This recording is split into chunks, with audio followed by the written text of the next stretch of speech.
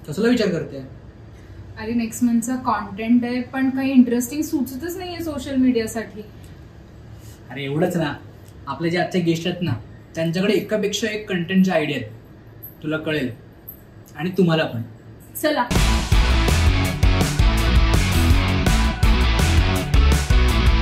त्याला कसं कळत नाही, कारण की तुम्ही त्याला सांगत नाही.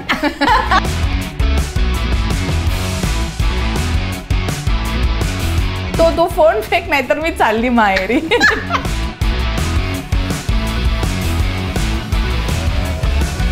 Calling arrange love marriage. कमाल कमाल.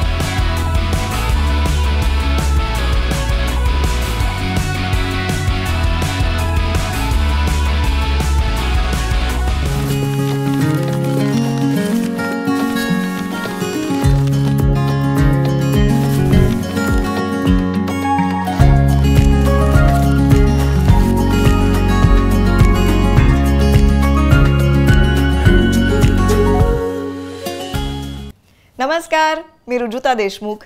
द अनुरूप शोमध्ये तुम्हा सगळ्यांचं पुन्हा एकदा मनापासून स्वागत. आपला हा द अनुरूप शो हा प्रेमाचा शो आहे असं आपल्याला सगळ्यांनाच वाटतं. प्रेमाबरोबरच अत्यंत महत्त्वाचं असतं ते म्हणजे सहजीवन. आजच्या सोशल मीडियाच्या काळात घर, संसार, मूल, आपापले जॉब सांभाळून सोशल मीडियावर इन्फ्लुएन्सर असणं हे किती अवघड आहे तुम्ही इमॅजिन करूच शकता. आज आपल्याकडे जे अनुरूप जोडपं आलं आहे ते इन्फ्लुएन्सर्स आहेत, त्यामुळे ते रोज आपल्या घरी तर येतातच, त्याबरोबर ते त्यांचं घर, संसार, मूल, जॉब हे सगळं कसं सांभाळतात हे आज आपण त्यांना विचारणार आहोत. स्वागत करूया प्रियांका आणि प्रकाश यांचं.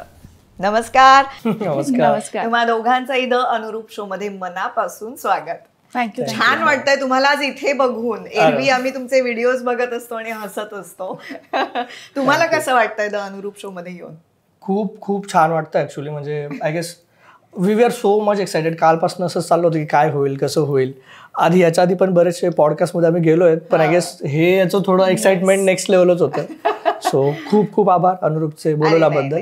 आणि हे जे काही करतायत लाईक स्टोरीज सगळ्यांचं सांगणं थ्रू अनुरूप, आय गेस जी यंग जनरेशन आहे ज्यांना मॅरेज फोबिया झालाय, आय गेस त्यांच्यासाठी हे खूप इम्पॉर्टंट असणार. परफेक्ट. कारण म्हणजे अनुरूप विवाह संस्था ही 50 वर्ष झाली त्यांना ते कार्यरत आहेत. आणि आता तरुण पिढी तुम्हाला माहिती आहे लग्नाकडे कुठल्या दृष्टिकोनातून बघतायत किंवा घाबरतायत. त्यामुळे प्रत्येकाला आपल्या या शो मधून काहीतरी घेण्यासारखं निश्चित मिळेल. त्यामुळे तुमच्या संसाराविषयी आणि तुम्ही जे अनेक उद्योग करता त्यातून संसार कसा सांभाळता याविषयी आपण पुढे जाऊन बोलूच या. पण आपल्या शोची सुरुवात ही एका फोन कॉलनी होते. फोन कॉल म्हणजे तुम्हीच एकमेकांना कॉल करायचा आहे. कॉल युअर बे असं नाव आहे त्याचं. तर थोडासा तुम्ही इन्फ्लुएन्सर्स असल्यामुळे अभिनयच करायचा आहे ह्याची तुम्हाला काही भीती वाटण्याची गरज नाहीये. त्यामुळे तो इमॅजिन करायचा आहे आपल्याला फोन. तुमचं अरेंज्ड मॅरेज आहे, त्यामुळे त्या काळात तुम्ही एकमेकांशी कसे बोलत होतात, किंवा तेव्हाचा समजा तुमचा कांदे पोहे हा कार्यक्रम झाला आणि त्याच्यानंतरचा तुमचा पहिला फोन हा आहे. अच्छा, फर्स्ट व्हिजिट नंतरच का? हा. अच्छा, थोडा अवघड आहे कारण की 9 वाजेलाच झोपून जायची. That's true. म्हणजे आधी खूप वेगळी होती प्रियंका आणि आम्हाला भेटल्यानंतर खूप वेगळी झाली. In a good way. But we can do that I guess. Call your bae. Call your bae. त्यामुळे एकमेकांना फोन करा आणि तुम्ही वेगवेगळ्या ठिकाणी आहात, एकमेकांशी फोनवर बोला. छोटासा फोन कॉल चालेल. अच्छा ठीक आहे. मी तुला जस्ट भेटून घरी परत जातोय आणि यू आर कॉलिंग मी की पोहोचला की नाही. ऍक्च्युली आम्ही कसं आहे, पुण्यात मी एका टोकाला राहतो आणि ही एकदम एक्स्ट्रीम दुसऱ्या टोकाला राहायची, म्हणजे हिच्या भावाकडे. तर मी हिला भेटायला जायचो जेव्हा आमचं ठरलं, एंगेजमेंट वगैरे झाली, लग्नाला वेळ होता, तर मी भेटायला जायचो, तिला भेटायचो आणि तिकडनं मला 1.5 तास लागायचा परत यायला.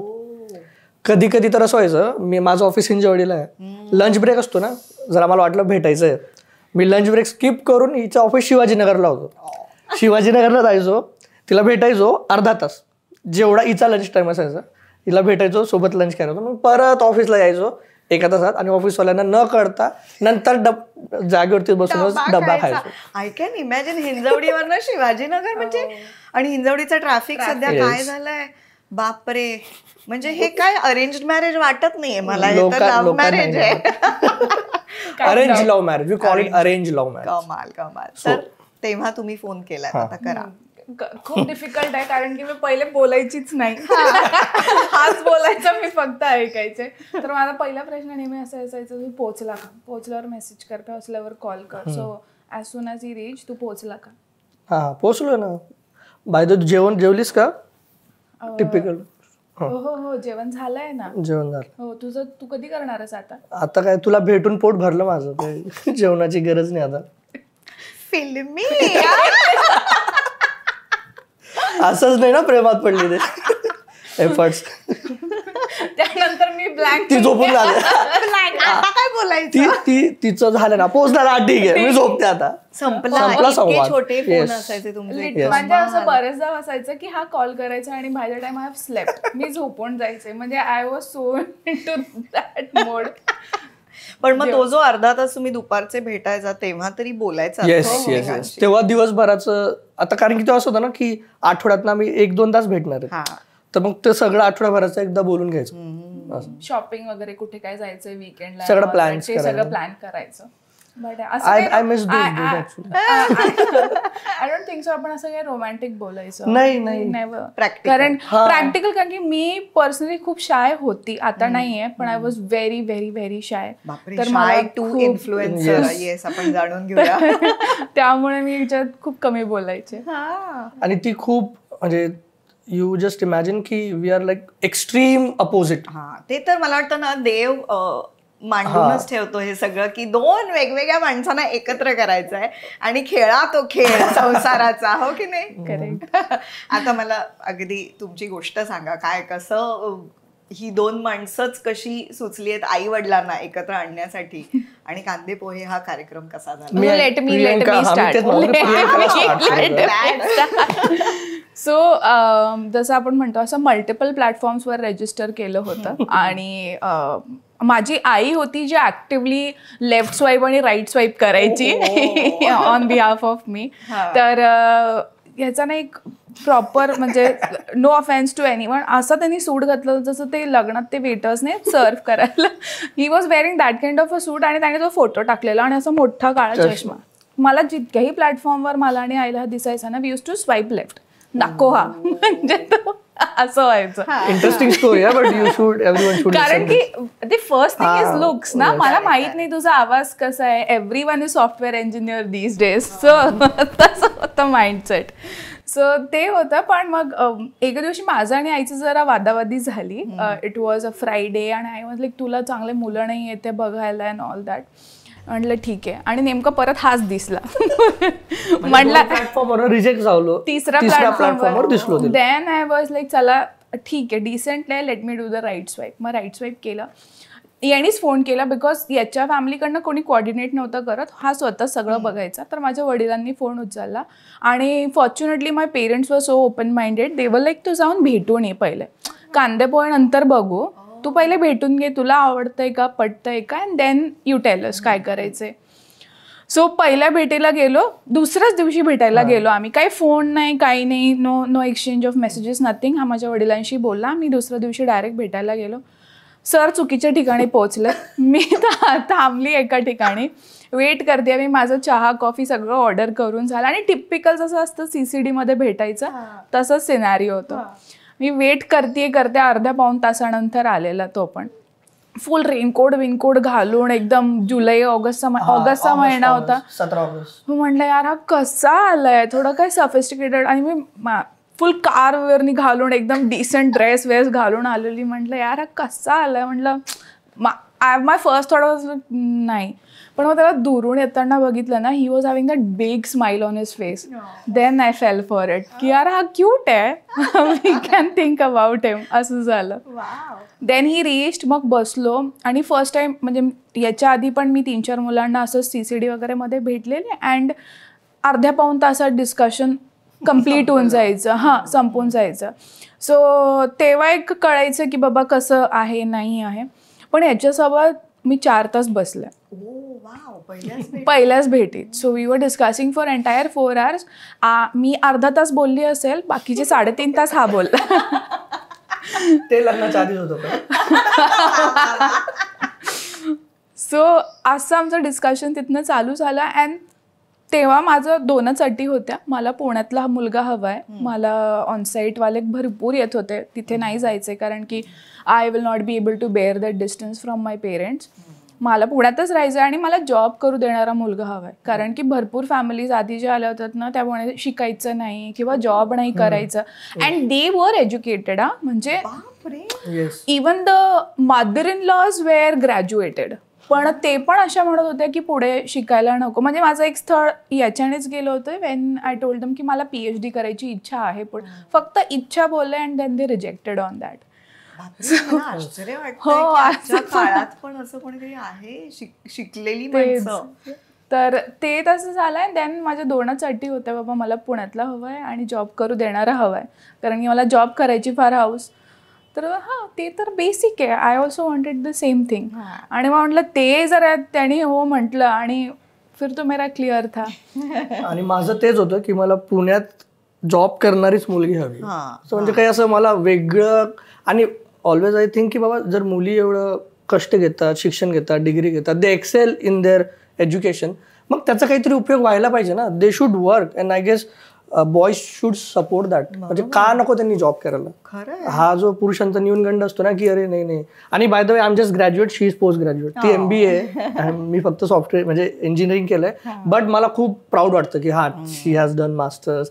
मला त्याचं कधीच कमी पण वाटत नाही. आणि आम्ही जेव्हा फर्स्ट टाइम भेटलो ना, जसं ती बोलली की पहिल्याच भेटीत 4 तास बोललो, मी पण त्याच्या आधी बरेचसे स्थळ म्हणजे मुलींना भेटलो होतो. आणि एव्हरी टाइम एकेका मुलीला भेटायचो ना, तर ते थॉट्स क्लिअर व्हायचे की बाबा अशी मुलगी नकोय. कारण की एक्स्ट्रीम डिमांड असतात. म्हणजे आय गेस त्याच्यावर आपण एक सेपरेट एपिसोड करू शकतो, मुला आणि मुलींच्या अपेक्षावरती. पण मी काय सांगते ना तुला, मुलांच्या अपेक्षा नसतातच. म्हणजे ऍटलीस्ट जितक्या मी मुलांना भेटले ना, त्यांच्या अशा फारशा एक्सपेक्टेशन्स नाही राहत, पण त्यांच्या फॅमिलीजच्या खूप राहतात मुलीकडनं. आणि मी सांगते आय एम नॉट डिग्रेडिंग दिस. माझे सासू सासरे एवढे शिकलेले नाहीयेत, आणि माझी ना नेहमी मी आईला म्हणायची मला माझी सासू ग्रॅज्युएटच हवी, ती शिकलेलीच हवी. Because that was my mindset की जो माणूस शिकलेला असेल तो खूप ओपन माइंडेड. पण म्हणजे देवाची अशी कृपा, जसे माझे आई वडील आहेत ना त्याच्याहून चांगले माझे सासू सासरे म्हणायला गेलं. कारण की they have accepted me so well. माझे कारण की आमचं जरी कास्ट जाऊ दे, आमची सबकास्ट पण सेम आहे. ते सगळं असून सुद्धा आमच्या रिच्युअल्स मध्ये खूप डिफरन्स आहे. मी खानदेशचा आहे आणि मी विदर्भाची, so that is a difference. पण त्यांनी ते पण खूप छान आणि एक्सेप्ट करून घेतलं. So that is a very big thing. आणि माझं ते पूर्ण माइंडसेट चेंज झालं त्यानंतर की यार एज्युकेशन डझंट मॅटर एका पॉइंटला आल्यावर. विचारसरणीचा आणि शिक्षणाचा काहीच संबंध नाही. हे तुम्ही अनुभवलं. बापरे. तर मी ती आधीचं जे स्थळ होतं, जे ग्रॅज्युएट मुलाची आई होती, मी त्यांना थँक्यू म्हणतो. नाही तर मग त्यांचं जमलं असतं ना, मग आपण बसून येतो, हा पॉडकास्ट नसतं झालं. खरंय. पण तेव्हा जेव्हा तुम्ही भेटलात, ज्या तुम्ही म्हणताय की अपेक्षा, तुम्हाला शिक्षणाची अपेक्षा होती, तुम्हाला काय अपेक्षा होती की माझी बायको, म्हणजे पुणे वगैरे ठीक आहे, पण काय बेसिक तुमच्या अपेक्षा होत्या? मला असं होतं ना की आपण एक इमॅजिनरी पर्सन आपलं बनून जातं जेव्हा तुम्ही त्या फेजमधनं जातात ना, की फक्त आपल्याला दिसत नाही की ती व्यक्ती कशी असेल, पण बाय व्हॅल्यूज वी नो की ह्या अशा गोष्टी असायला पाहिजे. तर मी स्वतः खूप एक्स्ट्रोवर्ट आहे, जसं तुम्ही बघू शकत असाल.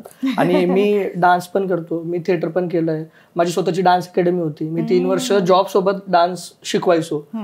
मग असं मला कधीच नव्हतं की माझी जी पार्टनर असेल तिला पण खूप चांगला डान्स आला पाहिजे, तिने थिएटर करायला पाहिजे. माझं असं होतं की आमची थिंकिंग मॅच व्हायला पाहिजे, आमचे फ्युचर गोल्स अलाइन असायला पाहिजे. आणि तिने मला आणि माझ्या फॅमिलीला ॲज इट इज एक्सेप्ट करायला हवं बेसिक, की बाबा तिला जर काही चेंजेस पाहिजेत जे तिला वाटतात की चुकीचे, डेफिनेटली आम्ही पण त्याच्यात इम्प्रूव्ह करूच. पण एवढेच बेसिक एक्सपेक्टेशन होते की म्हणजे मुलगी समजूतदार पाहिजे आणि तिने तिचा करिअरशी खूप प्रामाणिक आणि सिरियस असायला पाहिजे. नाही ते कसं असतं, म्हणजे डिग्री करून घ्यायची पण आपण आपला करिअरला घेऊन मुली सिरियस होत नाही. आणि इट्स नॉट अबाउट मनी. माझा तो उद्देश कधीच नव्हता की मनी इज आउटकम, म्हणजे बाय प्रॉडक्ट आहे त्याचं. बट तुम्ही जेव्हा बाहेर जातात, बाहेर पडतात, तुम्हाला 4 लोकांमध्ये काय बोलायचं, थोडं नॉलेज येतं. ठीक आहे, तुम्ही इंडिपेंडेंट होतात basically. And when a woman become independent, ते घर ऑटोमॅटिक प्रगती करतं असं मला तरी वाटतं. आणि by saying this I am not degrading की हाऊसवाईफ काही करत नाही, ते पण त्यांच्या लेवलला खूप चांगलं करतायत. माझी आई स्वतः हाऊसवाईफ आहे, माझी सासू हाऊसवाईफ आहे, त्यांनी आम्हाला एवढं मोठं केलंय. पण आता जर काळाची गरज बघितली, if you have that opportunity की जर तुम्हाला फॅमिलीकडनं पार्टनरकडनं थोडा पण सपोर्ट मिळतोय आणि तुम्ही जर काही करू शकताय जे तुम्हाला आवडतंय, ज्याच्याने तुम्हाला आनंद होतोय, मजा वाटते, तर मुलींनी ते करायलाच पाहिजे. कमाल, खूप छान विचार आहेत हे ना, किती छान. कमाल. 3.5 तास असं आमचा पहिला पॉडकास्ट विदाउट ऑडियन्स. वा वा वा वा. आणि मग कांदे पोहे कार्यक्रम झाला तेव्हा काय आई वडिलांनी काही गोष्टी एक्सचेंज केल्या का, कसा झाला, म्हणजे तिथे नक्की काय काय बोलणं झालं? आम्ही भेटलो, त्याच्या नेक्स्ट संडेला मी हिच्या दादांशी भेटलो आणि मध्ये बराच गॅप पडला कारण की ते काहीतरी असतात ज्याच्यात भेटत नाही, तो काही महिना असतो. मग त्याच्यानंतर माझे घरचे आले पुण्याला, आम्ही यांच्या घरी गेलो, सगळं भेटलो. आईला तर पहिल्या भेटीतच आवडली, म्हणजे ही चहा ठेवला, ही जस्ट अशी टर्न झाली आणि आई मला तिकडे सांगते माझ्या साईडने डन नाही, हा लगेच, कारण की बाकीच्या सगळ्या गोष्टी तर मी आधीच सांगून दिल्या आईला. तर आईला असं होतं की हा बाबा मस्त, म्हणजे लोक आपल्यासारखी आहेत, साधी बोळी आहेत, आपल्याला आई वडिलांचं जास्त जमायला लागलं. माझी आईची आई जवळ येऊन बसून गप्पा मारायला लागले, माझ्या बाबाईचे बाबा बसून आपल्या गावाला काय असं तसं सगळं एकदम असं वाटतच नव्हतं पहिल्यांदा भेटलेत. तर तो आय गेस तो फर्स्ट भेटीतच एवढं जे ओपननेस झालं, ते मिंगल झालं एकमेकांत. I guess that was the point की आमच्या साईडनं तर सगळं ओकच होतं, पण तरी मला धाकधूक होती की हे म्हणजे, कारण की हे आमच्या घरी नव्हते आले ना अजून, तर म्हटलं तिथं काहीतरी हे नको व्हायला. तर असं आमचा टिपिकल कांदे पोहे तरी म्हणता येणार, पण ठरवून झालेला कांदे पोहे काइंड ऑफ. बरोबर. आणि मग परत मग ती भेट पण घडवून आणली तुम्ही ह्यांच्या घरी गेलात? सगळेजण ऑन 2 ऑक्टोबर 2019 आम्ही सुरतला गेलेलो, because it was a day of, सगळ्यांना सुट्टी होती, गांधी जयंतीची सुट्टी. हिचे दादा वहिनी ते पण जॉब करतात, सो ते सगळ्यांना घेऊन मी यांना घेऊन गेलो सुरतला, हा घेऊन गेलो सोबत यांच्यासोबत. तिथे आम्ही पोहोचलो आणि आमच्या सासूबाईंची स्पेशालिटी आहेत मांडे. So she makes that puran poli amazing, असं हातावर करतात, कोणालाच जमत नाही. पूर्ण एरियातल्या लेडीज त्यांच्याकडे येतात बनवायला स्पेशली. सो त्यांनी ते बनवलं आणि माझ्या आईचं फेवरेट, तर माझं आईचं दिल तर उधरी खुश होती. अँड दे वर एक्सपेक्टिंग की आम्ही त्यांना विचारू त्यांच्याकडे शेती किती आहे किंवा त्यांची घरं किती आहेत, प्रॉपर्टी किती आहेत, आणि देवर लाईक आमच्याकडे हे, आमच्याकडे ते, आमच्याकडे. And my father and mother and मामा वगैरे लाईक ठीक आहे ना, आम्हाला नाही बघायचं, आम्हाला पोरगा पाहिजे, पोरगा चांगला आहे, तुम्ही सगळे चांगले आहेत बोलायला, दॅट्स इट. आणि तेवढ्यातच काय झालं, माझा मामा मला आतमध्ये घेऊन गेला एका रूममध्ये, तो म्हणतो तुला आवडला आहे का प्रकाश? म्हटलं हो, आम्ही ऑलमोस्ट 1 महिना झाले भेटतोय, थॉटचा मॅचिंग सगळं मॅच होतंय, काही हरकत नाही, ठीक आहे. दादा परत आला विचारायला तुला सगळं ठीक वाटतंय? म्हटलं हो सगळं ठीक आहे. आम्हाला दोघांना मग हॉलमध्ये बसवलं, असं सगळे बसलेत, जवळ बसवला, पूर्ण वी वर लाईक असं लाल झालं होतं ना, फुल red both of us. On the spot आम्ही विचारतात मग आजच एंगेजमेंट करायची का? Same day. म्हटलं मी इतक्या साऱ्या स्टोरीज आणि सगळं सेव्ह करून ठेवलं होतं, तनिष्का याच्या त्याच्या, अशी अंगठी पाहिजे तशी अंगठी पाहिजे, म्हटलं मला कधी करू. अँड वी विल, मग त्यांनी सगळ्यांनी प्रॅक्टिकली सांगितलं की बाबा आता ऑलरेडी ऑक्टोबर, विंटर वेडिंग पाहिजे असेल, तुझा मेकअप जर जागेवर पाहिजे असेल, then we have to do, लगेच लग्न आपल्याला डिसेंबर जानेवारी पर्यंत कर. एंगेजमेंट करायची असेल तर आजपासून अजून 30 to 45 डेज लागणार, तो अजून लग्न तुझं मार्च एप्रिल पर्यंत जाईल. सो इट्स बेटर जर आपण आज करून घेतली तर. म्हटलं माझ्याकडे कपडेच नाहीत, हेच एक सलवार जो मी घालून आली आहे तोच आहे. सासूबाईंनी लगेच त्यांचा एक ब्लाऊज आणला, त्यांची एक साडी आणली, तेच मी घातला. आम्ही लगेच लोकल स्टोअर मध्ये गेलो, बिलकुल न आवडणारी अंगठी घेतली. त्याचं तर काही नव्हतं, पण माझं असं खूप होतं की अशी पाहिजे तशी पाहिजे, पण म्हटलं जाऊ दे ते सगळ्या साईडला. आणि घरच्या घरी प्रकाशची फॅमिली होती, त्याचे काका आई वडील वगैरे होते, माझे फक्त आई दादा बहिणी आणि मामा आई बाबा वगैरे होते, बस एवढ्या लोकांमध्ये घरच्या घरी आमची एंगेजमेंट तिथल्या तिथेच केली. भीती वाटली नाही? एक्साइटमेंट होती, मी तर खूप खुश होतो. बिलकुल भीती नाही वाटली, मला पण नाही वाटली. I was so open at that point. म्हणजे मी आई वडिलांना जेव्हा पण मी याला भेटायला जायची ना, मी सांगून जायचे, किंवा मला ऑफिसमध्ये पण भेटायला मी सांगायचे आई मला आज हा भेटला, आज आम्ही हे बोललो. सो त्यांचं पण काही रिस्ट्रिक्शन्स नव्हते. And they also were aware की मी याच्यासोबत काय बोलते किंवा काय चालू, आणि त्यांना माहित होतं की मी एनिवेज जास्त बोलत नाही. बोललंय की कितपतच बोलणार आहे. सो तो एक फ्री हँड होता आणि मग त्या दिवशी झटकेपट होऊन गेला तर आम्हाला कळलं पण नाही कसा आला तो दिवस आणि कसा गेला. बापरे. And on the same day in the year 2022 2 October we had a daughter. So I always say this की आमचं प्रेमाला पूर्ण सर्कल मिळाला. किती गोड. असं झालं कोइन्सिडन्स. आणि लग्न मग काय 30 जानेवारी 2000 सगळं आमचं गांधीजीशी असोसिएटेड. जयंतीला एंगेजमेंट, पुण्यतिथीला लग्न, मुलगी परत जयंतीला.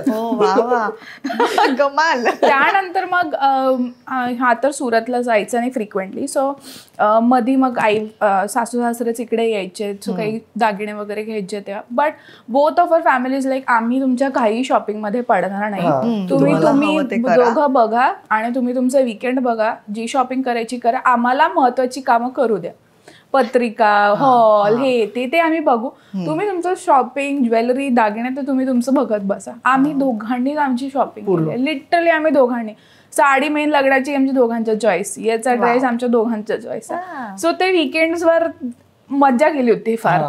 खूप फिरायचो इकडे तिकडे. म्हणजे डेटिंग आणि शॉपिंग एकत्र केलं तुम्ही. वीकेंडची वाट बघायचो आम्ही, कारण की वीकडेज मध्ये ऑफिस असायचं आणि सॅटर्डे संडे फुल. कारण की ऑक्टोबर मध्ये एंगेजमेंट, जानेवारीत लग्न, तर जवळपास 2-3 महिन्याचा गॅप होता. मग तेवढ्यात आम्हाला जेवढं फिरता येईल, जेवढं सगळं एक्सप्लोर करता येईल, पुणे हे ते शॉपिंग, तर खूप म्हणजे असं मस्त आय गेस तो ड्युरेशन होता जो आम्ही. म्हणजे 2020 मध्ये तुम्ही लग्न केलं. जॅन आणि मार्च मध्ये लॉकडाऊन. लॉकडाऊन. आणि म्हणून ते एंगेजमेंट जी झाली ती खूप लवकर झाली नाही. ते 1 वर्ष आमचं लग्न अजून लेट झालं असतं. म्हणजे एकमेकांना वेळ देणं हे सरकारने सोपं केलं ऍक्च्युली. आणि खूप इंटरेस्टिंग ऍक्च्युली की लॉकडाऊनमुळे आमच्या ह्या जर्नीला, जी क्रिएटर्स वाली जर्नी आहे, त्याला कसा वाव मिळाला. जानेवारीत लग्न झालं, मार्च मध्ये लॉकडाऊन लागला. जॉब तर आमचे चालू होते, घरूनच होतं. आणि आमचं दोघांचा टायमिंग असा होता की मॉर्निंगला लवकर चालू व्हायचं पण 6ला संपून जायचं. आणि 6 ते 7 तो 1 तासाचा विंडो असतो, जेव्हा थोडं सनलाईट असते प्रॉपर. करायचं काय, बाहेर जाऊ शकत नाही, घरातच होतो. Than me started doing videos. पण त्याच्या आधी पण मी व्हिडिओज करत होतो 1-2 वर्ष मी कंटिन्युअस करत होता. पण ते म्हणतात ना, लक्ष्मीचं पाऊल पडलं नव्हतं आयुष्यात. ही आली आणि तिथून जो स्पीडअप झाला. आणि तुम्हाला खरं सांगतो, आमचे व्हिडिओ म्हणजे ना एकदम रॅन्डम असायचे, एकदम रॉ असायचे. ही पूर्ण कॅमेरा शॅट. कॅमेरा आला की इकडं तिकडं तोंड लपवणार, असं करणार, आणि मी तेच व्हिडिओ टाकून द्यायचो. आणि लोकांना तेच आवडायला लागलं की बाबा दोघं किती अपोजिट आहेत तरी दोघांमध्ये तेवढं प्रेम आहे. मग आम्ही बसून, म्हणजे तो 1 तास असायचा, काहीतरी रॅन्डम आलं डोक्यात, अच्छा ठीक हे बनव. आणि ही पण खूप इंटरेस्ट घ्यायची तेव्हा, हा चला टाकू. मग आमचं करत करत आम्ही टिकटॉकवरच चालू केलं. तिथं आमची एक पूर्ण ही जी स्टोरी आता सांगितली, मी ती एक सिरीज बनवली, हाऊ आय मेट युअर वहिनी. 12 एपिसोडची 1-1 मिनिटाची सिरीज. प्रत्येक याच्यात एक थीम ठेवून, मग ते लोकांना खूप आवडलं. 1-1 मिनिटात. आय गेस तेव्हा शॉर्ट फॉर्म एवढं प्रचलित पण होतं की तुम्ही त्याच्यातनं स्टोरी टेलिंग करा. मग तिथून खूप लोक जोडली गेली. टिकटॉक बंद झालं, थँक्स टू मोदीजी. टिकटॉक बंद झाल्यामुळे वी न्यू की युट्यूब पण एक प्लॅटफॉर्म आहे जिथं आपण लॉंग फॉर्मॅटमध्ये आपली स्टोरी टेलिंग करू शकतो, आपल्या ज्या काही आहेत गोष्टी सांगू शकतो. मग आम्ही युट्यूबवर शिफ्ट झालो, कारण की लोकांना आम्हाला अजून जास्त बघायचं होतं. आम्ही इंस्टाग्रामलाही टाकायचो व्हिडिओ. लोक म्हणे की नाही तुम्ही व्लॉग्स करा. तोपर्यंत व्लॉग्स काय असतात आम्हाला काहीच माहित नाही. त्याच्या आधी हे पण माहित नव्हतं की युट्यूब मधनं अर्निंग होते किंवा असं काय असतं. आमचा केवळ उद्देश हा होता की बनवायचं, कॉन्टेंट टाकायचं, लोकांना आवडतंय, आपण आपली जर्नी शेअर करतोय, काहीतरी क्रिएटिव्ह करतोय, प्रोडक्टिव्ह करतोय, घरी बसून टाइमपास करत नाही. मग लोकांना व्लॉग्स आवडायला लागले. आणि फॉर्च्युनेटली तो जो लॉकडाऊनचा पिरियड होता 1-2-3 वर्षाचा, त्याच्यात आम्ही खूप कॉन्टेंट क्रिएट केला, टाकला, लोकांनी खूप प्रेम दिलं. मग तिथून ऍक्च्युली ही जर्नी सुरू झाली. नाही तर आधी असं काही ठरवून आम्ही काहीच केलं नव्हतं की आपल्याला असं करायचंय आणि असं होईल तसं होईल, तसं काहीच मनात नव्हतं. फक्त एक उद्देश हा होता मनात की व्हॅल्यू ऍड करायची लोकांच्या आयुष्यात. आपल्या जर्नी थ्रू, आपल्या विचारांथ्रू काहीतरी ते घेऊन जातील. आयदर ते एज्युकेट होतील, आयदर ते इन्स्पायर होतील, किंवा त्यांच्या चेहऱ्यावर स्माइल. तेवढं झालं बस, आपलं तेवढाच उद्देश खूप आहे. लोकांना ऑलरेडी खूप निगेटिव्हिटी आहे, त्याच्यातनं आपण जर 1 मिनिटाचा जरी त्यांच्या चेहऱ्यावरती आनंद आणतोय, त्यांना इन्स्पायर करतोय, तर खूप आहे. किती गोड, किती छान विचार आहेत. खूप आवडले मला. आणि मग मला आता सांगा, लग्न झाल्यानंतर रोज आपण एकत्र राहिल्यानंतर आपल्याला अनेक वेगवेगळ्या गोष्टी कळत राहतात. त्यात आपण घरीच होतो लॉकडाऊनमध्ये, अर्थात तुमचे आपापले जॉब चालू होते. पण तेव्हा ज्या नवीन नवीन गोष्टी कळतात, जे तुम्ही म्हणालात की तुम्ही खरं तर अपोजिट पोल्स आहात, त्यात खटके उडवायला सुरुवात होते, उडायला. तर काय असं कळलं तुम्हाला एकमेकांबद्दल जे तुम्ही नाही सहन करू शकत किंवा ती सांगणार आहे? So me I am the person त्यांना बुक्स खूप आवडतात. मी खूप बुक्स वाचते. What ever it kind be, romantic असो, फ्रिक्शन, कसंही असं, मी भरपूर बुक्स वाचायची. And all of the sudden तो असा शिफ्ट होता की मोबाईल, टिकटॉक. मला हा टिकटॉक कन्सेप्टच नव्हता माहीत till I got married to him. मला इंस्टाग्राम हा एवढा भारी कन्सेप्ट माहीत नव्हता. हार्डली 3-4 फोटो असतील माझ्या तेव्हा मी टाकलेले. So all of the sudden I am seeing that this guy is there on the phone, edit करतोय, व्हिडिओ बनवतो, हे करतोय. म्हटलं यार हे काय आहे. आणि बरेचदा असं व्हायचं ना की मी बसलीये पुढे, मी काहीतरी बोलते आणि हा असं करतोय नाही तर एडिट करतोय. मग असं एकदा मी ओरडले ना जोरात की म्हटलं तो फोन फेक, नाहीतर मी चालली माहेरी. लिटरली त्यांनी फोन फेकला. बापरे, इन्फ्लुएन्सरला फोन फेक म्हणायचं म्हणजे ओ माय गॉड. कारण की ऍक्च्युली तेव्हा मला अंडरस्टँडिंगच नव्हती ना. मला असं वाटतं फोन म्हणजे हा टाइमपास करतो, ऍज सिम्पल एज दॅट. सो मला त्याच्या मागची अंडरस्टँडिंग होती की बाबा हा काही काम पण करत असेल किंवा मोबाईल मध्ये पण कामं होतात, हा माइंडसेट नव्हताच माझा. सो ते एक स्टार्टिंगला खूप खटकायचं की यार तू एवढा का फोन बघतोय किंवा तू एवढा का बरं त्याच्यामध्ये, मी काहीतरी बोलतेय, listen to me. Slowly even he adapted की नाही बाबा ही बसली आहे तर लेट मी जे साईडला येईन इट, किंवा तो नाहीतर मग सांगत मला गिव्ह मी 10 मिनिट्स, मी काहीतरी काम करतोय. So I also keep quiet, मला पण माहितीये तो काम करतोय. सो ती एक गोष्ट होती जी स्टार्टिंगला मला खूप खटकायची. But now that is a source, a big source for both of us. मी पण आता मोबाईलवर असते. आता मला कळलं की हा काय करायचं. खूप टाइम लागला पण कळालं की बाबा he was doing something very productive in to that, जे करत करत आम्ही इथपर्यंत पोहोचू शकतो. पण ते कळायला जे खूप वेळ लागला तुम्ही म्हणताय, त्याच्यात कसं समजवण्याचा प्रयत्न केला? म्हणजे हे एका पेजवर येण्यासाठी तुम्ही नक्की काय केलं? कम्युनिकेशन. हो, आमचं खूप क्लिअर. हा शांत स्वभावचा आहे. मी थोडी चिडकी आहे पण मी ओरडून बोलू शकत नाही. मी स्वतःच ओरडायला लागली तर मी स्वतःच रडून देईन, असं माझं आहे. सो मी पण ते नव्हती, मी पण त्या भांडण्याच्या ऍटिट्यूड वाली नव्हती. आणि हा आता मुळात शांतच होता. तर त्यामुळे एकच होतं की बाबा बोलायचं, एकमेकांशी बोलायचं. आता मला असं वाटतंय की मला बोलता बोलता मी रडणार आहे. सो मी मेसेज टाईप करत होते. हा बसलाय बाजूला पण मी मेसेज टाईप करते, because I was not having that courage to speak to him. मला बोलताच नव्हतं, त्याला गळा भरून आलेला असं सगळं व्हायचं. आता पण डोळ्यात पाणी आलंय. किती गोड. सो असं म्हणजे आम्ही इतकं क्लिअर ठेवलंय ना आमचं कम्युनिकेशन. फॉर्च्युनेटली टचवूड आमचं भांडणच नाही झालेत. आम्ही आरडाओरड करतोय किंवा काही करतोय असं काही नाही. हा थोडा राग येतोय तर एक जण शांत आहे तर दुसरा हा ठीक आहे बोलतोय, पण आवाज उंच होईल किंवा ओरडेल किंवा काय असं कधीच नाही झालेलं. सो ते काय होतं की आमचं इनबिल्ड रूल होता, दोघांचा स्वभाव होता की काय, तर ते communication has actually turned out to be a key for अस. ते जे म्हणतात ना ते ऍक्च्युअली खरं. जितकं बोलाल, जितकं डिस्कस कराल तितके प्रॉब्लेम्स कमी होतात. मी तिला लग्नाच्या आधी फक्त एकच गोष्ट सांगितली होती की तुला जे काही वाटत असेल, जे काही unfiltered, without giving any second thought, just speak it out. माझ्यासमोर बसून बोल, तुला ओरडायचं ओरड, मी ऐकतोय. पण जे काही तुझ्या डोक्यात असेल, आपलं जे काही भांडण असेल ना, ते त्याच दिवशी रात्री झोपायच्या आधी संपायला पाहिजे. एक कुठलंही भांडण, कुठलंही तुमच्या मनात जे काय असेल ते नेक्स्ट डे जाता कामा नये. कारण की तो नेक्स्ट डे गेला ना, तो दुरावा निर्माण करतो. मग ते 1 दिवसाचं, 2 दिवस, आठवडा, महिना, आणि हा एकदा दुरावा आला मनामध्ये, मग तो भरून काढण्यात भरपूरसा वेळ जातो. कम्युनिकेशन त्यावेळेस स्ट्रॉंग असल्यामुळे ना हे पोस्टपार्टम मध्ये खूप हेल्पफुल झालं मला. कारण की मी त्याला फ्रीली बोलू अरे तुला हे का नाही जमत, चल हे असं कर, असं कर, हे पाहिजे मला, हे आणून दे.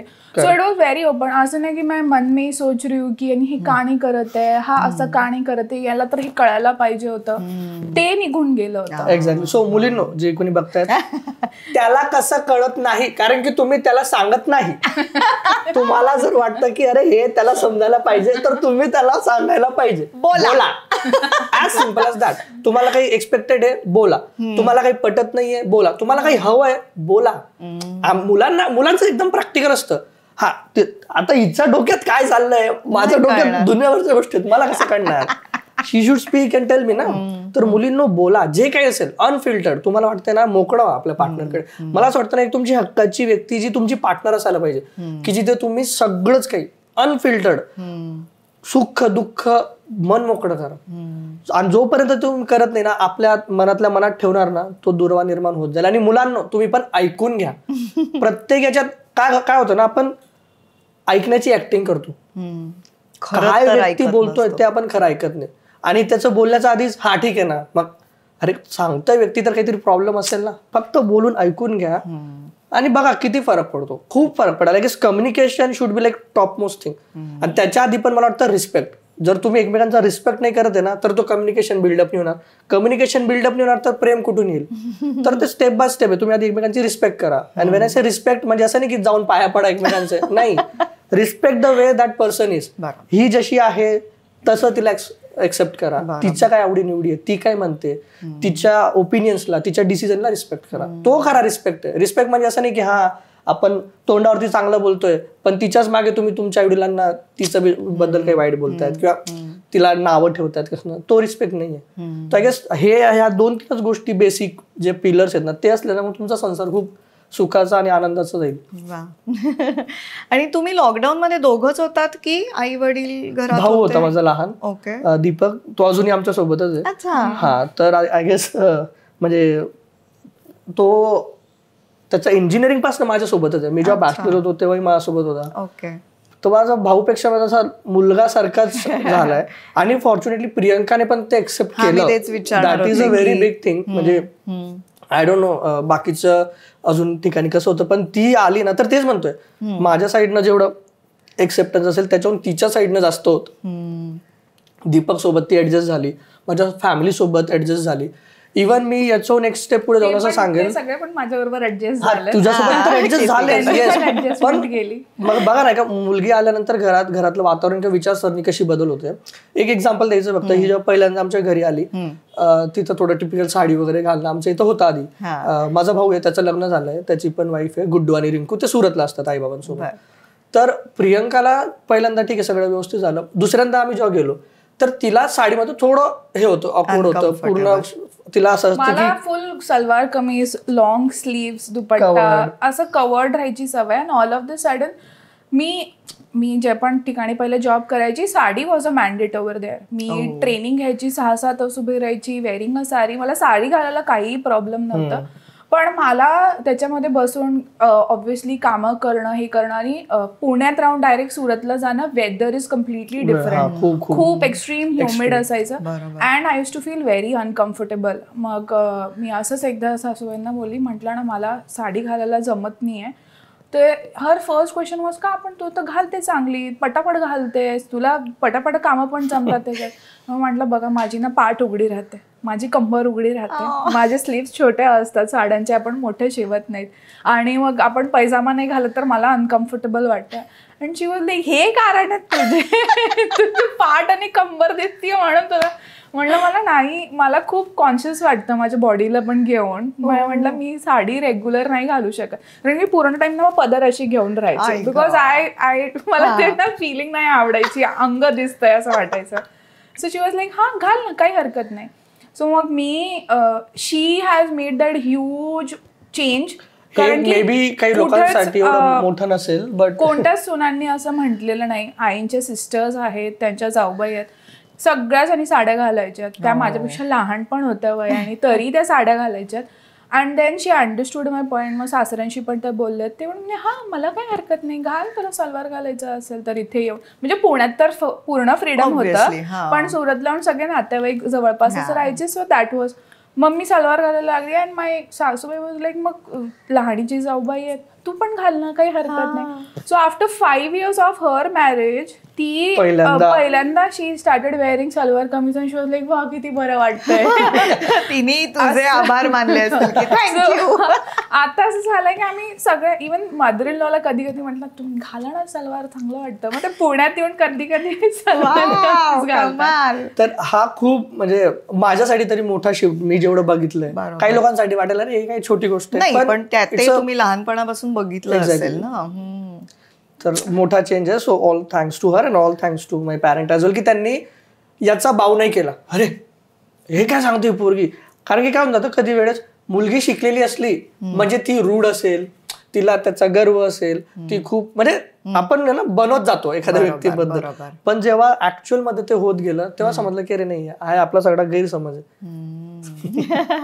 आणि तिच्या घरच्यांविषयी पण सांगा ना, की तुम्ही कसं हे केलं? मी तर तुमचं नातं कसं आहे? खूप, मी महेश दादा, मी सगळ्यात घरात मोठा आहे आणि मला 2 लहान भाऊ आहे, आम्ही 3 भाऊचे. मला मोठा भाऊ नाही, मी नेहमी मोठ्या भावाचा रोल प्ले करतो. बट आमचं लग्न झालं, महेश दादा हिच्यापेक्षा 10 वर्षांनी मोठे, तर मला असं वाटलं की मला माझा मोठा भाऊ भेटला. So we are like friends. म्हणजे आम्ही जर सोबत असलो ना, आम्ही दोघं मिळून इच खिल्ली करतो एकदम, म्हणजे ही परेशान होऊन जाते. सर त्या लेवलचं बॉन्डिंग आहे. हिच्या आई बाबांसोबत असं आहे की मी गेलो ना तर जावई म्हणून मी कधीच जात नाही, मुलगा म्हणून जातो. आणि मी नेहमीच म्हणतो की जर सून मुलगी होऊ शकते तर जावायने पण मुलगा व्हायलाच पाहिजे. तर तेव्हा ते दोघी फॅमिलीजचं एकदम मॅच होतं आणि त्या फॅमिलीला पण वाटेल की हा खरंच आपला आहे. नाही तर मी ज्या गोष्टी बघितल्या होत्या लहानपणापासून, जावई आला म्हणजे वातावरण फुल चेंज. सासू पदर घेईल, आला का बसायच्या आधी खुर्ची, जेवायच्या आधी पाठ, हात धुतल्याने की रुमाल तयार. नाही होतं असं, it is there. Yes yes. मला एक उदाहरण आठवतं, मी खूप लहान होतो, लग्न होतं कुठेतरी, आम्ही गेलो होतो. त्या लग्नात नवरदेव बसला, त्याला पाठ होता, जेवणाचा पाठ थोडा वाकडा तिकडे होता, म्हणजे अशा गोष्टींवर पण वाद होतात की अरे तर वेगवेगळ्या गोष्टी आहेत. मग त्याच्यातनं मी म्हटलं की यार त्यांनी मुलगी दिली, त्यांचा जीवाचा तुकडा काढून समोर ठेवून दिलाय, राईट. तर तुम्ही कुठला म्हणजे काय घेऊन चालताय? जावाई म्हणजे काय, तुम्ही काय सरकारी नोकरी क्रॅक केली का, कलेक्टर बिलेक्टर झाले का? नाही ना, माणूसच आहात ना, नॉर्मल वागा ना. अरे ते मला कुठेतरी चुकीचं वाटायचं. आणि मी हे प्लीज खूप शिकण्यासारखं आहे मुलांनो. Yes yes, please please, exactly. तो ऍक्च्युली माझे आई वडील किंवा दादा बहिणी का बरं असे ओपन अप होऊ शकले, कारण की ही टूक द फर्स्ट स्टेप. तो फ्री फ्रँक होता त्यांच्या बरोबर. तो येऊन बसायचा लग्न आधीपासूनच, एंगेजमेंट झाल्यापासूनच तो येणार, बसणार, गप्पा मारणार. आणि माझ्या फॉर्च्युनेटली असं झालं की माझं मिडल नेम चेंज नाही झालं. माझ्या बाबांचं नाव पण प्रकाश आहे आणि आपण प्रकाश आहे. आणि दोघांचा स्वभाव एकदम सिमिलर आहे, एकदम सिमिलर आहे. He loves his wife a lot. तर he loves his daughter lot, I love my daughter. तर तो तसा वागला नाही, म्हणून माझे पेरेंट्स आणि दादा बहिणी तेवढे फ्री फ्रँक राहू शकतात. आणि आता तर हा असा झालाय ना की माझ्यापेक्षा जास्त माझा दादा याला कॉल करेल, अरे ये सीन हो रहा है, ये करना है, या फिर की कैसे करना है. आणि मग हा सजेशन मला ह्याच्याकडनं कळतं की दादा को ऐसा कुछ हो रहा है. म्हणलं मी काय आहे, मी त्याची सख्खी बहीण आहे, मला काय नाही माहिती सगळं. कारण दादा इसलिए का तेरे को काही टेन्शन नाही, प्रकाश आहे ना, वो कर लेगा मॅनेज, वो कर लेगा हँडल, असं असतं. सो पूर्ण शिफ्ट झालंय. आणि वहिनी आणि प्रकाशचा पण बॉन्डिंग इतकं जबरदस्त झालंय ना, म्हणजे असं वाटतच नाही की यांचं काहीतरी वेगळंच, बहीण भावासारखे. वहिनी देईल त्याला टप्पी ठेवून, क्यू रे प्रकाश असे क्यू करा, क्यू लेट क्यू आया. माझं ते असं बॉन्डिंग आहे त्यांच्यामध्ये. आणि ते नावावरनं मला एक, मी अगदी तेच विचारणार होते आता की प्रियांका प्रकाशच्या मागे पण एक गोष्ट आहे, तर ती सांगा. प्रियांका प्रकाश, आमचं जेव्हा लग्न जुडलं, म्हणजे आता एंगेजमेंट झाली, लग्न होणार, तेव्हा हॅशटॅगचा खूप ट्रेंड होता, विरुष्का आणि काय काय बनायचं. आणि आमच्या सोबतचे पण जे लोक होते ना, ते काहीतरी ट्रेंडी हॅशटॅग घेऊन यायचे. हा, मग आमचं जेव्हा एंगेजमेंट झाली, लग्न येणार आहे, तर आपण काहीतरी तुम्ही हॅशटॅग बनवा, सगळे सांगायचे. मग आमचं प्रियांका प्रकाशवरनं प्रियांशी काहीतरी असं वेगवेगळं, म्हणजे एकदम विचित्र, प्रिशा असं काहीतरी बनत होतं, जे मला बिलकुल नकोसं होतं की यार हे काय आहे, असं नको. मग मी म्हटलं की आम्ही प्रियांका प्रकाशच ठेवणार, हॅशटॅग प्रियांका प्रकाश, जे काय असेल. म्हटलं आमचं नावच आमचं ब्रँड बनवू आम्ही इन फ्युचर. आणि ते झालं फॉर्च्युनेटली. आणि त्याच्यापेक्षा पण जास्त दुसरा माझा त्याचा मागचा उद्देश हा होता की Priyanka first and then Prakash. Why? तुम्ही कुठलेही देवांचे नाव बघा, आता मी तर काही देवांशी कंपॅरिझन करत नाही, पण जे आपल्याला शिकवण देण्याचा प्रयत्न करतायत पण त्या पण समजून घेत नाही. राधाकृष्ण, लक्ष्मीनारायण, सीताराम, आधी सीताचं नाव आहे, आधी राधाचं नाव आहे, आधी लक्ष्मीचं नाव आहे. का? कारण की देवांनी पण त्यांना त्यांच्या पुढे ठेवलंय. तुम्ही त्यांना मान सन्मान दिला तर तुम्ही ऑटोमॅटिक प्रगती कराल. प्रियंका प्रगती करेल, प्रकाश ऑटोमॅटिक प्रगती करेल. घरातल्या स्त्रिया पुढे जातील, प्रगती करतील, ते घर ऑटोमॅटिक प्रगती करेल. So that's why Priyanka always first and then Prakash. आणि प्रकाश प्रियंकाच्या नेहमी मागे आहे. तिला जो सपोर्ट हवा असेल तो प्रकाश देईल, तेव्हा प्रियंका पूर्ण जग जिंकून घेईल, असं मला वाटतं. लकी आहेस की नाही?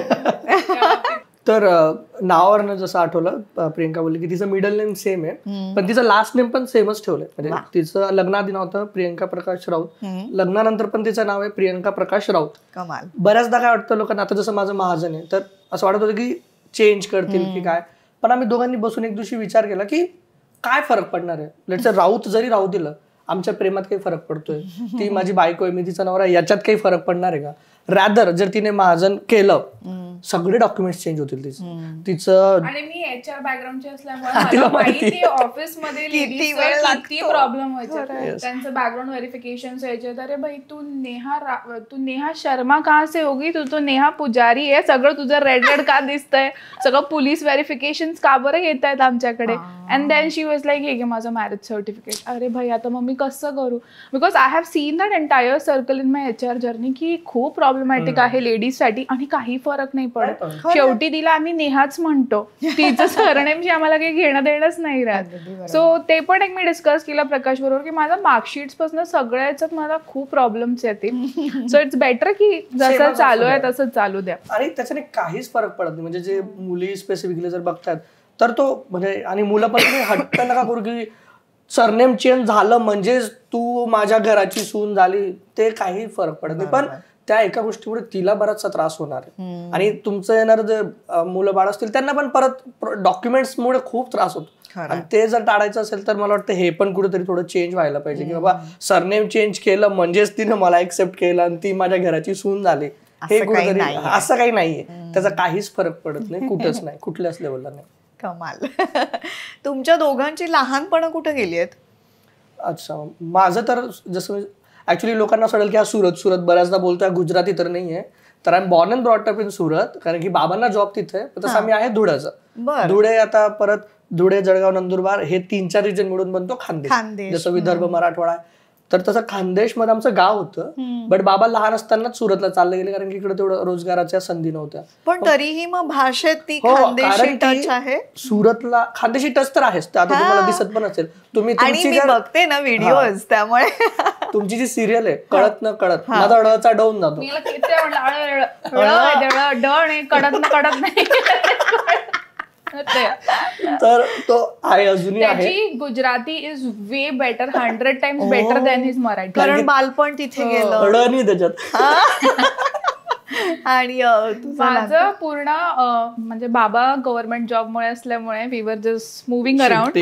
पण मॅक्सिमम माझं जे आहे लहानपण किंवा माझं एज्युकेशन ते सगळं नागपूरला झालेलं आहे. सो तिथे राहून तिथे पूर्ण बॉर्न तर नाही म्हणता येणार, पण ब्रॉटअप मी पूर्ण नागपूरची आहे.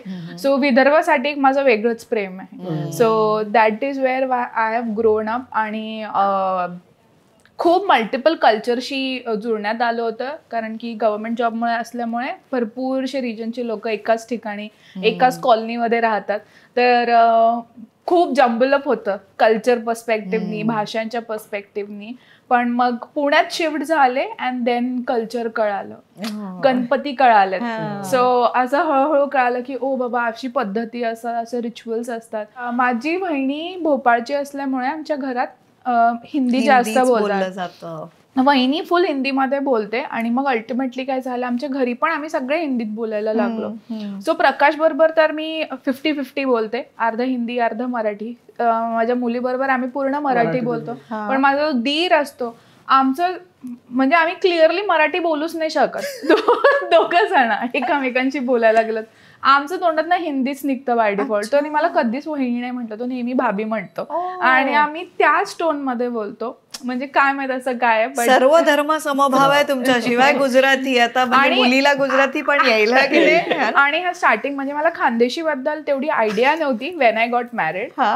माझ्या आई बाबा म्हणजे माझा जन्म आहे जळगावचा, पण तिथनं ट्रान्सफर होऊन बाबा शिफ्टेड टू नागपूर. आणि जळगावची खानदेशी इज व्हेरी डिफरंट जो हा बोलतो त्या खानदेशीने. ते ना खूप प्रेमळ अशा पद्धतीत बोलतात जळगावची लोक. आणि ही लोक बोलायची ना बापरे, मी नाही बरं तू का बरं भांडतो आई बरोबर, काय झालं, ते भांडत नाही बोलत आहे. असे जोर जोरात ओरडून ओरडून बोलायचेत ना ते, फोनवर असो की नॉर्मली त्यांना ऐकणं. पण तुम्ही भांडताय. स्लोली मग मला भाषा पण कळायला लागली. बोलता तर अजूनही नाही आहेत, कारण की कॅनॉट मॅच देअर स्पीड. पण कळतं ते दोघं काय बोलतात. कळतं आता, फुल कळतं. आता तिच्याबद्दल काही बोलू शकत नाही. पहिले पण नव्हता बोलत. बोललो तर मला धपाटा देईल. पण म्हणजे एवढ्या वेगवेगळ्या शहरांमधून तुम्ही पुण्यात आलात, तर तिथलं राहणीमान पूर्ण वेगळं आहे. तर हे सगळं मॅच कसं केलं, आणि तुम्ही दोघांनीही अरेंज्ड मॅरेज करायचं असंच ठरवलं होतं की कसं? माझं तर आधीपासून डिसाइडेडच होतं की अरेंज मॅरेजच करायचं, कारण की घरच्यांचा तो कॉल होता. घरच्यांच्याकडेच म्हणतो तुला काय करायचं ते कर आयुष्यात, त्याला काहीच, फक्त तू लग्न आमच्या हिशोबाने कर. आमच्या हिशोबाने म्हणजे की तू अरेंज मॅरेज कर, बाकी दुसरं काहीच नाही. कारण की आमच्या फॅमिली तसं कधी काही लव्ह मॅरेज हा कन्सेप्ट अजूनपर्यंत नव्हता काही. मग माझं होतं की ठीक आहे आपण अरेंजच करू, त्याच्यात काही हे नव्हतं. आणि मग फॉर्च्युनेटली बघत बघत बघत कांदेपोहे जेव्हा सुरू झाला माझ्या आयुष्यात, कारण की मी कॉलेजमध्ये असतानाच कॅम्पस प्लेसमेंट होऊन गेलं. मग पहिल्याच वर्षालाच म्हणजे सुटलो आणि लगेच जॉब लागली, तर तिथूनच 2012 पासूनच मला स्थळ यायला सुरू होऊन गेली की आमची मुलगी आहे. एरवी जे फोन नाही करायचे ते त्यांचा मला फोन, हा मग कसं आहे, ट्रेनिंग कशी चालू आहे, काय म्हणते टाटा कंपनी, असं तसं. म्हटलं यांचं का कॉलेज आहे, मला ते समजत नव्हतं. पण नंतर कळायला लागलं. पण मी एक गोष्ट क्लिअर ठेवली होती की जोपर्यंत मी फायनान्शियली वेल सेटल्ड होत नाही, रादर की पुण्यात माझं स्वतःचं घर होत नाही, एखादं छोटंसं का असेल ना, तोपर्यंत मी लग्नाचा डिसिजन नाही घेणार. की मोठं शहर म्हटले ना की खर्च खूप मोठा होऊन जातो. मग मी ती एक गोष्ट घरच्यांशी क्लिअर ठेवली की ठीक आहे मी अरेंज करेल, पण माझ्या टर्म्सवर, की माझी फायनान्शियली थोडा वेल होईल आणि थोडं घर घेऊन गेल. रेंट नाही भरायचं मला, म्हणजे आम्हाला दोघांना काही यायला हवं ना. तर ते रेंटमध्येच गेलं सगळं, काहीच नाही. तर अरेंज मॅरेजशी आम्ही ओके होतो, तसं काही प्रॉब्लेम नव्हता. ऍटलीस्ट माझ्या एंडने तर असं हे नव्हतं. आणि अरेंज मॅरेज मध्ये पण खूप प्रेम असू शकतं, प्रश्नच नाही. ते लोकांना जे असं आहे ना की अरे नाही अरेंज मध्ये खूप रिस्क असेल, आपण एखाद्या व्यक्तीला ओळखत नाही, कसं होणार काय होणार, हे असं होणार. तुम्ही पण next episode I guess 60-70 years होऊन जाईल कदाचित अनुरूपला, तर इथं बसून पॉडकास्ट देत असणार. आय गेस प्रेम आहे, म्हणजे ते अरेंज असो लव्ह असो, व्यक्ती चांगला पाहिजे ज्याच्यासोबत प्रेम होतं. व्यक्ती चुकीचा असेल ना, मग ते अरेंज असू द्या किंवा लव्ह असू द्या, ते टिकण्यासारखं नाही. मग व्यक्तीला महत्व द्या की व्यक्ती कसं आहे, प्रेम करण्या योग्य आहे का. तर प्लेसमेंट पुण्यात झाली, आणि मग पुण्यात आल्यावर असं कळलं की इतर मुली, सो इथे मुलींचे ड्रीम्स फार मोठे आहेत असं कळलं. कारण की पहिल्या जॉबमध्ये आले तिथे भरपूरशा पुण्यातल्या मुली होत्या, आणि ते were talking about cracking their CAT exams, आणि मग मला पुढे हे करायचंय ते करायचंय, पूर्ण ऍक्टिव्हिटीचा अभ्यास करायच्या ब्रेकमध्ये. आणि लाईक मग मी काय करते, माझ्या आईवडील का मुलं बघतायत. मग मी घरी गेले आणि मी फक्त बाबांना असं म्हटलं, बाबा असं खूप सिरियसली नव्हते बघत, पण कोणी आलं पुढून तर मग बघून घे, चांगलं आहे, युरोपला सेटल्ड आहे, असं तसं. म्हणजे एक कांदेपोहे पण झालंय माझं स्टार्टिंग मध्येच, जेव्हा मी ग्रॅज्युएट झाले. तिथनं मला कळालं की नाही भाई मेरे को तो भी पडना है. मग मी बाबांना म्हटलं की बाबा मी जॉब तर मला करायचाच आहे कंटिन्यू, आणि मला त्याबरोबर एक सेटल्ड जॉब हवा आहे. आत्ताचा जो आहे तो मला फारसा पटत नाहीये, पण त्यासाठी मला अजून थोडं शिकावं लागेल. आणि मग बाबा बोले हां काही हरकत नाही. मग मी त्यांना म्हटलं की माझं MBA होईपर्यंत I don't want to get married, चालेल. मग त्यांनी मला ते 2 वर्ष दिलं. मग त्यांनी एकही विषय नाही, एकदाही त्या 2 वर्षात विषय नाही काढला लग्नाचा, जेव्हा मी त्यांना एकदा ते बोललेत. आणि त्यानंतर MBA झाल्या I got a really good job. आणि मग मी म्हटलं बाबांना, बाबा छान जॉब मिळाला आहे आणि खूप ग्रोथ होऊ शकते, मला अजून 1 वर्ष द्या.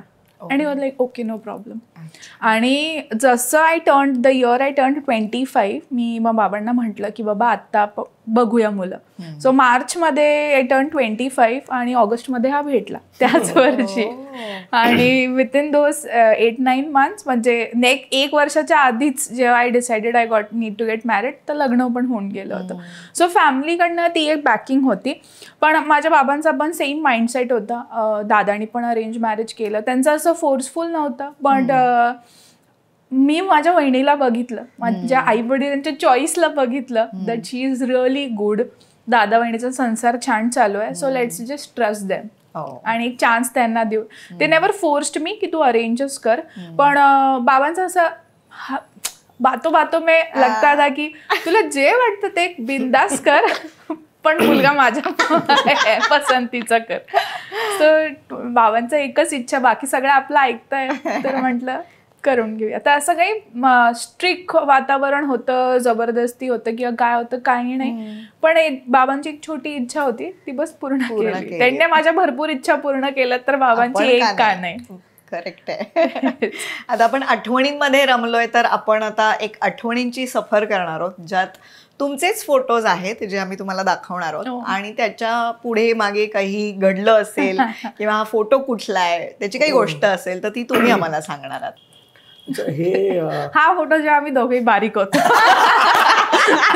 पहिली आठवण ती आहे. पहिली आठवण आय गेस आमचं जे एंगेजमेंट नंतर आणि लग्न आधीचा. सो आमचा जसं तुम्हाला सांगितलं आमचं एंगेजमेंट काही व्यवस्थित झाली नव्हती. सो माझी जी इच्छा होती ना अशी मेहंदी वगैरे लावायची, ड्रेसअप व्हायची. सो प्रकाश इज लाईक तू रेडी हो, तू रेडी हो, आपण एक छान फोटोशूट करूया. सो हा तो आहे नॉट सो रिक्वायर्ड फोटोशूट, त्याची कोणाला फक्त माझी इच्छा पूर्ण करण्यासाठी मी फुल मेहंदी बिंदी लावलेली, ड्रेसअप झालेलं. सकाळी 5 वाजता उठून आम्ही हा फोटोशूट करायला गेलेलो होतो पुण्याला.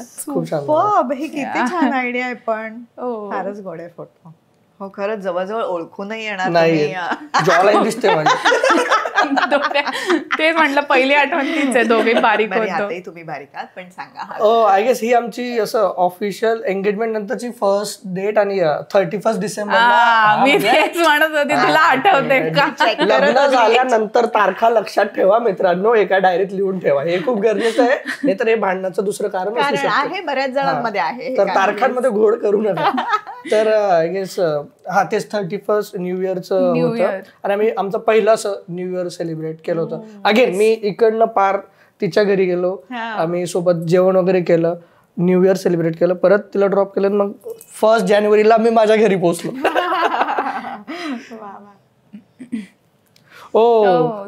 दिस इज आवर हनीमून.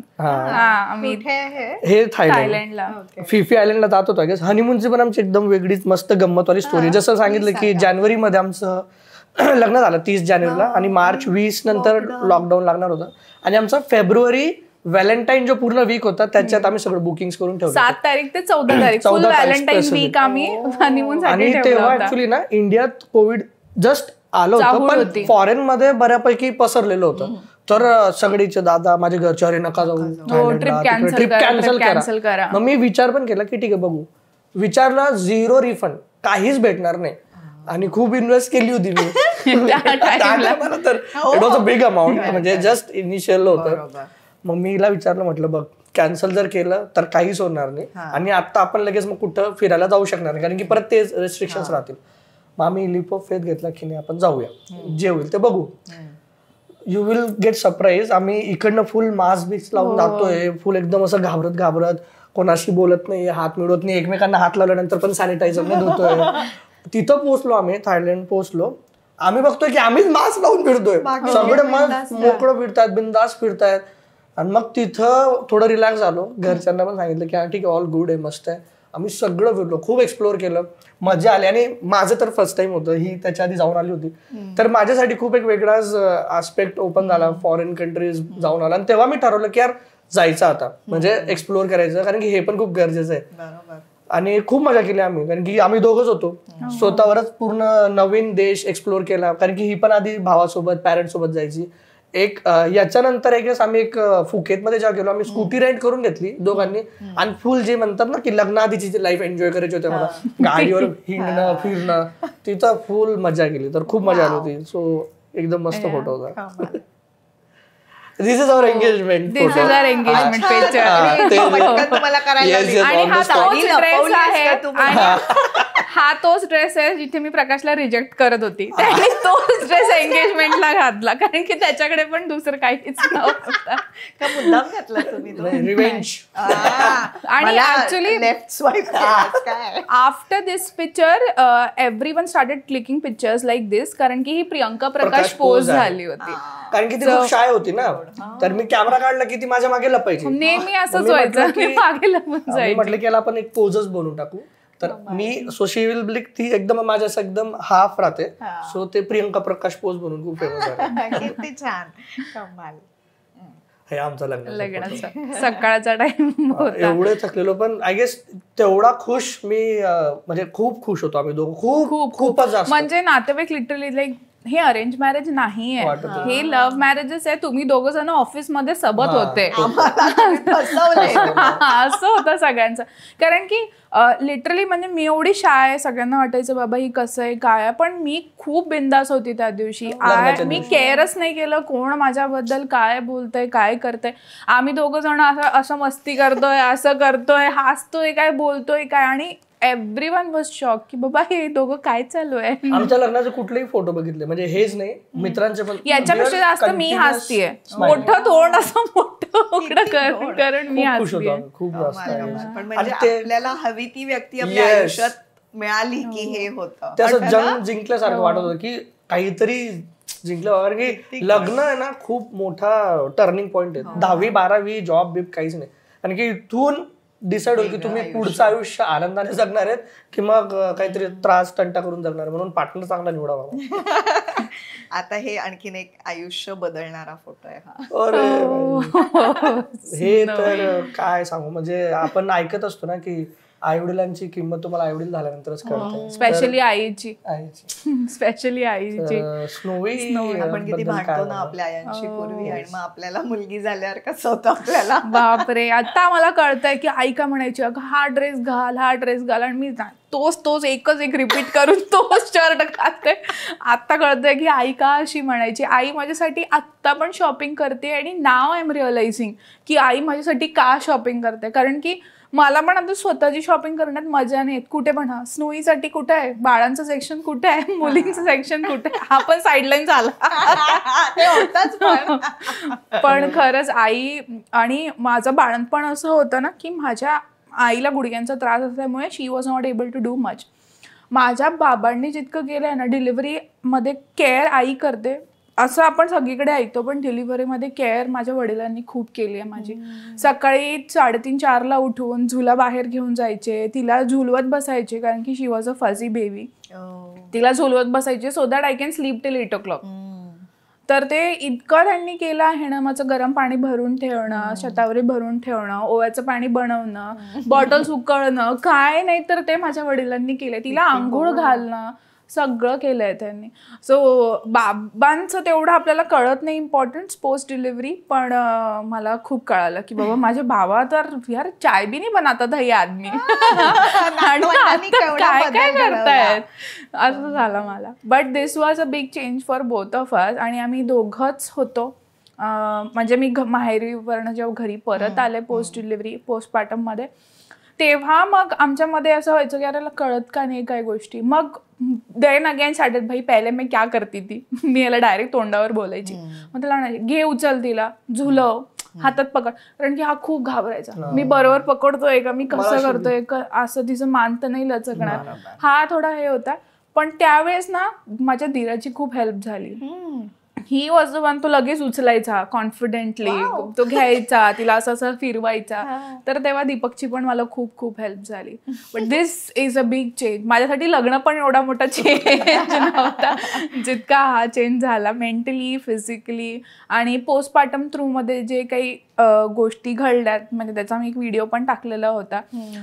मला वाटलं ते फक्त माझ्यासोबत झालं आणि माझ्यात हिंमत नव्हती ते टू टॉक अबाउट इट. पण 3 वर्षानंतर प्रकाश इज लाईक तू एकटी नसणार, भरपूरशा लेडीज असणार ज्यांना काय हे तुझ्यासारखे इश्यू झालेत आणि झालेत. मला वाटलं मी एक अकेली हूं जिसके साथ ऐसा हो रहा है, पण असं नाही आहे. भरपूरशा लेडीजला त्रास होतो. तुम्ही किती, आता मी प्रकाशावर खूप ओपन आहे, पण काही अशा गोष्टी असतात ना की मला हिंमतच नाही व्हायची याला सांगायची किंवा बोलायची. आफ्टर 3 years मी त्याला सांगितलं की मला हे नाही आवडायचं, मला ते नाही आवडायचं, तू हे कर. तेव्हा का नाही बोलली, तेव्हा हिंमतच नाही व्हायची. But this was a big change. Snowy झाल्याचं पहिले ते 1 वर्ष खूप डिमांडिंग होतं रिलेशनशिप पर्स्पेक्टिव्हनी पण. फॉर्च्युनेटली यांनी माझं भरपूर तर जे ऐकणं खाल्लंय त्यांनी खाऊन घेतलंय शांतपणे, विदाऊट रिस्पॉन्डिंग एनिथिंग, आणि त्यांनी समजून घेतलंय. That was a big thing for me की यांनी ऐकून घेतली माझी बाजू. किती इलॉजिकल, मला नंतर कळलं की यार किती इलॉजिकल बोलतेय, पण त्याने ऐकून घेतलं. So that was a big thing for me. त्याने खूप हेल्प केली. कमाल. मूल झाल्यानंतर आयुष्य बदलतं हे आपण आता बोलतोच आहोत, तर तुमच्या बाबतीत कसं झालं, म्हणजे काय घडलं एक्झॅक्टली, आणि कसं एकमेकांना समजून घेतलं, त्याबरोबरीने नोकरी सांभाळलीत, काय घरी कोण होतं, हे सगळं कसं केलं? घरी तर जसं ती बोलली की गेस डिलिव्हरी नंतर आम्ही दोघंच होतो. त्याच्या आधी खूप सॉर्टेड होतो, म्हणजे जेव्हा स्नोई म्हणजे डिलिव्हरी झाली नव्हती त्याच्या आधी कसं आमचं दोघांचं रुटीन फिक्स होतं. ही तिची काळजी घ्यायची, घरच काम असायचं, माझाही रुटीन फिक्स होता. तोपर्यंत वी आर चिलिंग, मस्त थोडं फक्त रुटीन चेकअप जे असतील.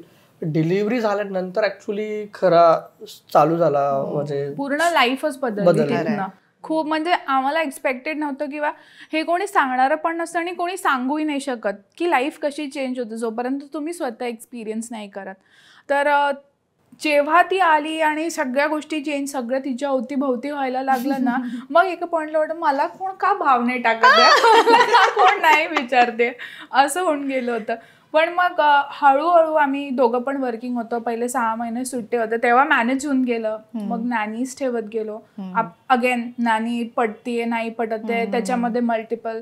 मग मी परत थोडा दिवस 4 महिन्याचं ऑफ घेतलं ऑफिसकडनं. असं करत करत करत करत आणलंय इथपर्यंत. तर आता ते होतंय, पण असं वाटतं ना की नेहमी वाटायचं की कोणीतरी घरी सिनियर पाहिजे. अनफॉर्च्युनेटली आम्हाला ते नाही मिळालं आणि आम्हाला आत्ता पण ती गरज वाटते. आईसना स्पेशली आम्ही म्हटलं की नाही, तुम्हाला आम्ही मुंबई फिरवतो, तुम्ही या आमच्या सोबत पॉडकास्टसाठी या, so that she can at least help us with snowy. त्याच्या मागे रिझन पण असं आहे की सुरतला जो माझा भाऊ आहे त्याला 2 मुलं आहेत, तिकडे बाबा जॉब करतायत तर आई येऊ शकत नाही. यांच्या केसमध्ये आई बाबा ते तिकडे दादा वहिनींना पण म्हणजे त्यांचा पण एक मुलगा आहे अर्जुन, त्यांचं गावाला शेती आहे, घर आहेत, कामात, म्हणजे त्यांचे पण एक रिझन्स आहेत.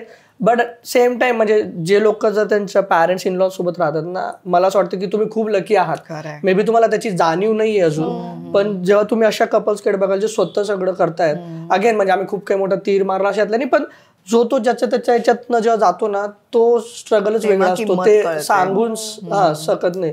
आणि जेव्हा तुमच्याकडे आहेत पॅरेंट्स इन लॉज आहेत, ते जर तुम्हाला सगळं करतायत ना, so you should be very grateful की बाबा अशी लोक आहेत जे त्या फेज मध्ये, त्यांचे पण चॅलेंजेस असतात, पण नाही, पण ती जी एक मदत मिळते ना पुढच्या पिढीची, किंवा आपण थोडे निर्धास्त असतो काम करताना, ते खरंच महत्वाचं. आणि त्याची किंमत ज्यांच्या घरी ती माणसं आहेत त्यांना ती किंमत नसते, पण हे असं ऐकल्यावर त्यांना ती किंमत कळते. आताच एक्झाम्पल बघा, आम्ही इथं शांतपणे बोलू शकतोय का, कारण की बॅक ऑफ दिस रूम माझी आई स्नोईला सांभाळते. एक्झॅक्टली, या भिंतीच्या मागे मुलगी आणि सासू हिची तर नाही तर कॉन्स्टंट आमच्या डोक्यात तेच असतं की अरे कसं होईल. आता कुठलंही गोष्ट करायची असेल ना, फर्स्ट स्नोईच्या हिशोबाने तिचा स्केड्यूल कसा राहील, तिची झोप, तिला तिथं खाणं पिणं भेटेल का नाही, टाइमवर पोहोचेल का नाही, तिची चिडचिड तर होणार नाही. तर भरपूरशे प्लॅन्स आमचे चेंज होतात आणि आय गेस हे प्रत्येक पॅरेंट्स करतातच. पण ह्या सगळ्यातनं हा सगळा आटापिटा करून जेव्हा ती स्माइल करते, जेव्हा ती पापा म्हणते, येऊन हग करते, आणि कधी कधी न सांगता येऊन असं गालावर किसी करून दिलं, लाडी करेल, असं वाटतं वर्थ इट आहे, हे सगळं वर्थ इट आहे. आणि स्नोई झाल्यापासून माझा आणि प्रकाशचा बॉन्ड जास्त चांगला झालाय. लोक म्हणतात अपोजिट होतं, पेरेंट्स दूर होतात बाळ आल्यावर. ऑब्व्हियसली थोड्या प्रायोरिटी शिफ्ट होतात. आता तेवढा टाइम मी याला देऊ नाही शकत किंवा हा मला नाही देऊ शकत, पण सकाळचा जो आम्हाला अर्धा तास मिळतो ना स्नोई शाळेत गेल्यानंतरचा, असा बिंदास मस्त सोफ्यावर बसून चहा पितोय, काहीच असं फालतू बोलतोय, ते आत्ताच आता बरं वाटायला लागलंय की वो भाई ये टाइम क्या बढिया टाइम, लक्झरी झालं, लक्झरी वाटते. दोघांमध्ये ना ते एक मला वाटतं आमचं दोघांचं पण बॉन्डिंग पण वाढलंय स्नोई झाल्यापासून. ती एक अंडरस्टँडिंग पण वाढली आहे. मी बेडवर झोपली, याला माहिती आहे आता स्नोई दूध मागणार, हा जाऊन पहिलं दूध घेऊन ये. असं नाही की बाबा आता मैं ऑफिस से आया हो, तू घरनंच काम करतीये, तू कर ना प्लीज, नाही. त्याला माहिती आहे हे माझं काम आहे, मी किती थकला असो I have to do it, कारण की स्नोईला जाऊन शाळेतनं घेऊन आले, तिला जेवण भरवलं, तिच्यासोबत खेळली. So he has that understanding. तर त्यामुळे पण एक बॉन्डिंग आमची वाढली आहे स्नोई झाल्यापासून. ते म्हणतात ना की लग्नानंतर किंवा मुलं बाळ झाल्यानंतर 50-50. मला असं वाटतं 50-50 नेहमीच नसेल. कधी ती 100 असेल, कधी मी 0 असेल, कधी मी 80 असेल, ती 20 असेल. तर पार्टनर कुठं कमी पडतोय ते तुम्ही भरून काढा. It will not always be 50-50. आणि 100% फक्त एका व्यक्तीचं तर नाहीच आहे. जर जे कोणी बघत असतील तुम्हाला जर असं वाटतं की बाळ झालं आणि ते फक्त आईची रिस्पॉन्सिबिलिटी आहे, खूप चुकीचा विचार आहे तुमचा. बाळ दोघांचं रिस्पॉन्सिबिलिटी पण दोघांची आहे. त्या बाळाला आई आणि वडील दोघांचं प्रेम हवंय. तुमच्या वाईफला त्या आईला नवऱ्याचा पण साथ हवाय आणि त्या बाळाला वडिलांचं पण प्रेम हवंय. तर तुम्ही हे फक्त आईवर ढकलून देणार की नाही हे तुझं काम आहे, हे तू बघ, नाही. आजच्या टायमाला तुम्ही असं म्हणूच शकत नाही की हे फक्त एका व्यक्तीचं आहे. ते दोघांना करणं गरजेचं आहे. आणि तेव्हाच मला वाटतं ना, ऍज अ फॅमिली तुम्ही खूप ग्रो करतात. एकमेकांबद्दल तुम्हाला आदर प्रेम ऑटोमॅटिक निर्माण होतं. मला हे कौतुक पण करायचंय की ही जी गोष्ट आता तुम्ही म्हणालात ना, हे कळेपर्यंत जोडप्याला खूप वर्ष जातात. हे तुम्हाला आजच कळलंय. हे दोघांचंही कौतुक आहे की कधी 100, कधी 0, कधी 60, कधी 40 हा जो आकडा आहे ना, म्हणजे जिथे कमी आहे ते भरून काढणं कोणीतरी एकाने, हे अत्यंत गरजेचं आहे. पण खरंच हे कळायला खूप वर्ष जातात. त्यामुळे तुम्ही दोघंही छान लकी, छान टचवूड आणि असेच राहा कायम. आता सगळ्यात महत्वाचं म्हणजे तुम्ही इन्फ्लुएन्सर्स आहात, तुम्ही नोकरी करताय, तुम्ही संसार करताय, तुम्हाला मूल आहे, तुमच्या घरी पालक राहत नाहीत आणि शिवाय तुम्ही व्हिडिओज करता. मला प्रचंड कौतुक वाटतंय तुमचं. तर हे तुम्ही कसं करता? म्हणजे आम्हाला हेक्टिक स्केड्यूल मधून एखादा एक्स्ट्रा बाईट द्यायचा असेल तरी असं होतं, माझा आत्ता युट्यूब बंद, म्हणजे 1 महिनाभर झाला मला वेळ नाही मिळालाय. पण वेळ आपण काढावा लागतो, हेही मला मान्य आहे. पण मग ते तुम्ही कसं करता? मला असं वाटतं ना की जेव्हा तुम्हाला एखादी गोष्ट खूप मनापासून आवडते ना, तुम्ही ऑटोमॅटिक त्याच्यासाठी वेळ काढता. When there is a will there is a way. मग आम्ही रस्ते काढतो, ठीक आहे, हॅक्टिक स्केड्यूल मान्य आहे, पण त्याच्यातनं स्नोई झोपली 2 तास याच्याला काहीतरी करून घेऊ. स्नोई शाळेत गेली, स्टार्टिंगचा तेवढा वेळ आहे, सॅटर्डे संडे आहे आमच्याकडे. आता आम्ही इथं आलोय, ही जर्नी हीच शेअर करायची. तर आणि आम्ही एक आधीपासूनच ठरवलं होतं की आपण जसे आहोत ना, आपल्याला तेच दाखवायचं आणि आम्ही तेच दाखवतो. तुम्ही आम्हाला ऑन स्क्रीन बघा किंवा ऑफ स्क्रीन बघा, तुम्हाला फरक नाही जाणवणार. आणि I guess that is the major factor की आम्हाला ना असं ते काय म्हणतात, स्विच नाही करावं लागत पर्सनॅलिटी, की कॅमेरा ऑन झाला की काहीतरी वेगळं बना, कॅमेरा ऑफ झाला की काहीतरी वेगळं बना. जे आहे रॉ रिअल तेच दाखवा, तर लोकांना मे बी जास्त आवडतं आणि आम्हालाही स्ट्रगल करावं नाही लागत. मग आमचं जे चाललंय रेग्युलर रुटीन ते लोकांना बघायला आवडतं. आणि मी जास्त पॅशनेट होतो, मला हे करायचं होतं. मला भरपूरशा लोकांनी भरपूरसं काही सांगितलं की तू काय करतोय. म्हणजे यू जस्ट इमॅजिन की लग्नाआधी मी डान्स करून व्हिडिओज टाकतोय, ऍक्टिंगचे व्हिडिओज टाकतोय. माझे मित्र येऊन मला नावं ठेवायचे, अरे काय मुलींसारखं करतो, हे करतो ते करतो. आणि आताही म्हणतात म्हणजे आता अरे तू ऑब्व्हियसली म्हणजे आम्ही इन्फ्लुएन्स करतो आहे तर we will expect some earning through that. तर आमच्या फ्रेंड सर्कलला पण असं वाटतं नाही तुमची वच्छेची बात का बरं, आम्ही पण ब्रँड कोलॅबरेशन्स करू, एवढे हातपाय मारतोय, काही तर करू द्या ना, त्याच्यामधनं काही तर आउटपुट निघायला पाहिजे. कधी काही असं कोलॅबरेशन केलं तर simple he did a very simple under arm roll on, त्याच्यावर पण याची असं मजाक मध्ये खिल्ली उडवून टाकली. सो इट्स रिअली हर्टफुल की लोक अजूनही फ्रेंड सर्कल पण असं कन्सिडर करतात. पण आता आम्ही इतकं आमचा माइंडसेट ब्रॉड झाला ना, अरे हा मैं तो ऐसी कर दिया, तू मजाक उडवताय का, मी पण मजाक मध्येच घेणार. तर ते असं ऍटिट्यूड करून आपल्याला चांगली बाजूच दिसते की इन्फ्लुएन्सर आहे, वा तुम्ही जाताय. Money is always by product for me. मी मेहनत करतोय, आम्ही सगळं करतोय म्हणून ते येतात. आणि मला असं वाटतं ना की जे ऑडियन्स आहे त्यांनी त्यांचा थोडा पर्स्पेक्टिव्ह चेंज करायला पाहिजे की हे जे काही येते हे तुमच्यामुळे येतंय. पॅन इंडिया ब्रँड्स आमच्यासोबत काम करायला रेडी आहे. Why? Because we have very good quality audience. ठीक आहे, दुसऱ्या कोणाकडे का नाही जाते, कारण की आमची ऑडियन्स चांगली आहे, आमची कम्युनिटी चांगली आहे, तुम्ही लोक चांगले आहेत जे आम्हाला बघतायत. So you should feel proud की बाबा मी ज्याला बघतोय त्याच्यासोबत एक मोठा ब्रँड कोलॅब करतोय. All because of me. हा, all because of me. Because मी यांना बघतोय, मी कुठल्या क्रिंज लोकांना बघत नाहीये, चांगल्या क्रिएटरला सपोर्ट करतोय म्हणून चांगल्या ब्रँड यांच्यासोबत कोलॅब करताय. तर आमचं जे सक्सेस आहे ते तुमच्यामुळे. तर यू शुड फील प्राऊड की अरे हे जे याला काम भेटतंय ना, तर I am part of it. हे माझं वैयक्तिक यश पण आहे. तर आणि चांगली बाजू तर आहे. स्नोईनी पण ऍक्च्युअली ना आमच्या या जर्नीमध्ये खूप हेल्प केली. तिच्या स्केड्यूलच्या हिशोबाने ऑब्व्हियसली आमचे शूट्स, ऑफिस हे सगळं मॅनेज करतो. ती सकाळी शाळेत गेली की we discuss what we are going to do throughout the day. आणि मग जेव्हा अजून थोडा 3-4 तास अजून मिळतात तेव्हा आम्ही एखादं आमचं शूट फिनिश करतो. त्यामध्येच मी वर्क फ्रॉम होम आहे, हा हायब्रिड मोडमध्ये आहे, तर मग मी लॉग इन करेल, I just chat with few people, थोडंफार अर्धा-पाऊण तास काम करेल. मी ऑफिसमधनं ऑलरेडी सांगून ठेवले बाबा मुलगी आहे. अँड फॉर्च्युनेटली आम्हाला दोघांना ऑर्गनायझेशन्स अशा मिळाल्या आहेत who are encouraging are influencing life. दोघी पण organisation. So they are very much in to that की सपोर्ट करतात. बिकॉज ऑब्व्हियसली आम्ही पण त्यांना एक गिव्ह अँड टेक असतं. त्यांचं पण आम्ही पेज मॅनेज करतो किंवा आम्ही पण आमच्या ऑर्गनायझेशन्सला प्रमोट करतो which they also like. So मग त्यामुळे त्यांच्याकडनं पण कोऑपरेशन असतं. ती फ्लेक्झिबिलिटी घेतो. मग वाटतंय की बाबा स्नोईला शाळेतनं घेऊन आलो झोपली की ऑलरेडी डिस्कस करतो की बाबा हे शूट संपवायचं आहे किंवा हा व्हॉइस ओव्हर संपवायचा आहे किंवा हा एक त्याची मीटिंग घेऊन गेल मी एक माझी मीटिंग घेऊन गेल मला हे ऑफिसचे 4 तास संपवाय. ती उठली की again behind her. So fast काम होतं. सो असं नाही की बाबा अरे यार झान द्या झालं सारं आता ती झोपली ना मी पण झोप काढते असं क्वचितच होतं. पण ती झोपली किंवा ती शाळेत आहे की फटाफट निपटा. आणि विकेंड्सला we just pick her up and we go to the shoots. काहीच नाही. तिला सोबत घेऊन सगळ्या शूट्स करतो. कमरेत राहील एका हातात फोन राहील आणि मी किंवा प्रकाश समोर राहील. शूट चालू राहील.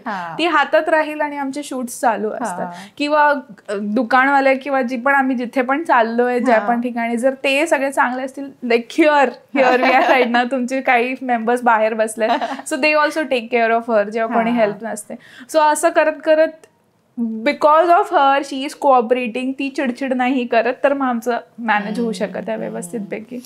हे जे तू आता सांगितलंस ना मला असं वाटतं की तुम्ही हे सगळं मॅनेज करताय हे प्रचंड कौतुकास्पद आहे.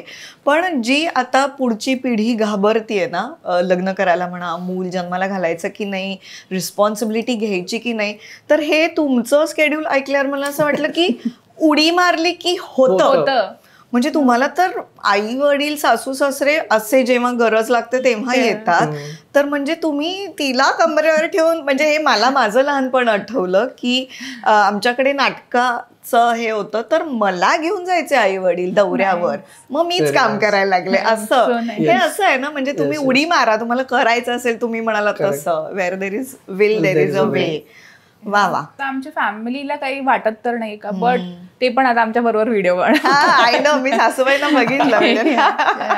सो हळूहळू सगळेच म्हणजे तेच होतं की फॅमिली कडनं काही कन्सर्न्स असतील बंद नाही करणार आम्ही ते सॉल्व्ह करणार. असं नाही ते म्हणतील नका नका नका करू म्हटलंय पण नाही का नका करू. Give us a valid point give us a valid reason then आम्ही डिस्कस करूया.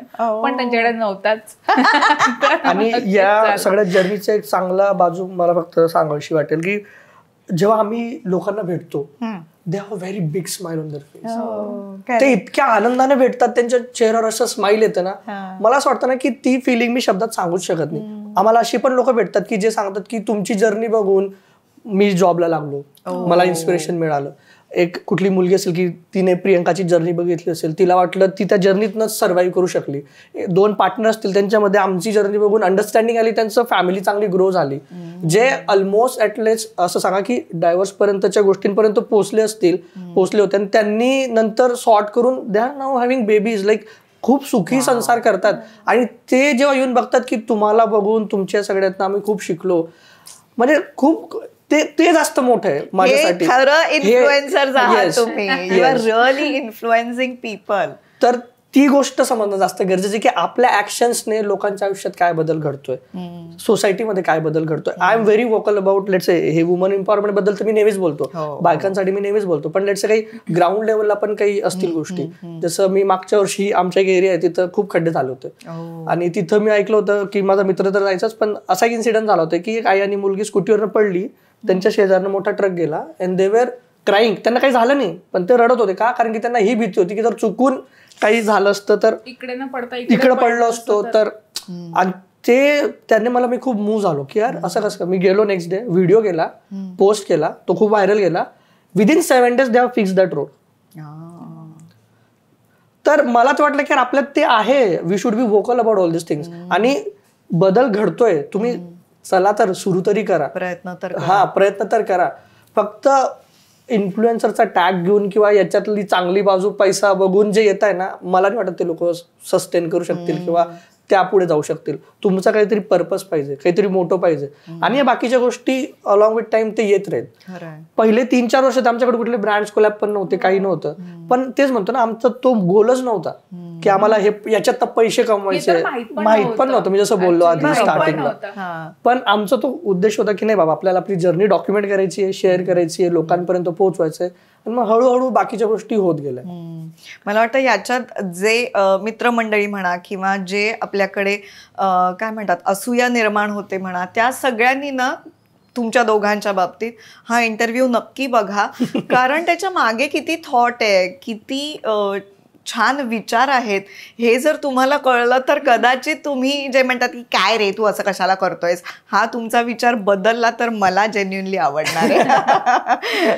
आता आपण एक गेम खेळूया. ओके, काही रोजच्या आयुष्यातले प्रश्न आहेत जे तुम्ही डोळे मिटायचे आणि ते कोण करतं हे तुम्ही पॉइंट आउट करायचं, मी किंवा ही, असं. ओके, डोळे बंद ठेवायचे. हा, येस, म्हणजे मग कॉपी नाही होणार. येस, डोळे बंद. ओके. घरात काही इंटरेस्टिंग गोष्ट घडली किंवा केली तर सोशल मीडियावर जास्त कुणाला टाकायची घाई असते? ओके, करेक्ट उत्तर आहे. कुणाच्या झोपेचं शेड्यूल जास्त बिघडलेलं आहे? करेक्ट उत्तर. कोण घर जास्ती व्यवस्थित ठेवतं? ओहो. स्वयंपाक कोणाला जास्ती चांगला येतो? तो किचन मध्ये घुसत. दोघांमध्ये वाद झाला तर मिटवण्यासाठी आधी सॉरी कोण म्हणतं? ओहो, एकही उत्तर चुकत नाहीये तुमचं. वाव. ओके, त्याच्याकडे ऑप्शन नाही. खाण्याच्या वेगवेगळ्या जागा किंवा पदार्थ कोण शोधून काढतं? घरात कोणाचं ऑनलाईन शॉपिंगचे ओके प्रश्न यायच्या आत लॉक कर दिया 7 करोड. वा वा वा वा. स्नोईने रात्री उशिरा रडून उठवलं तर आधी झोपेतून कोण उठतं?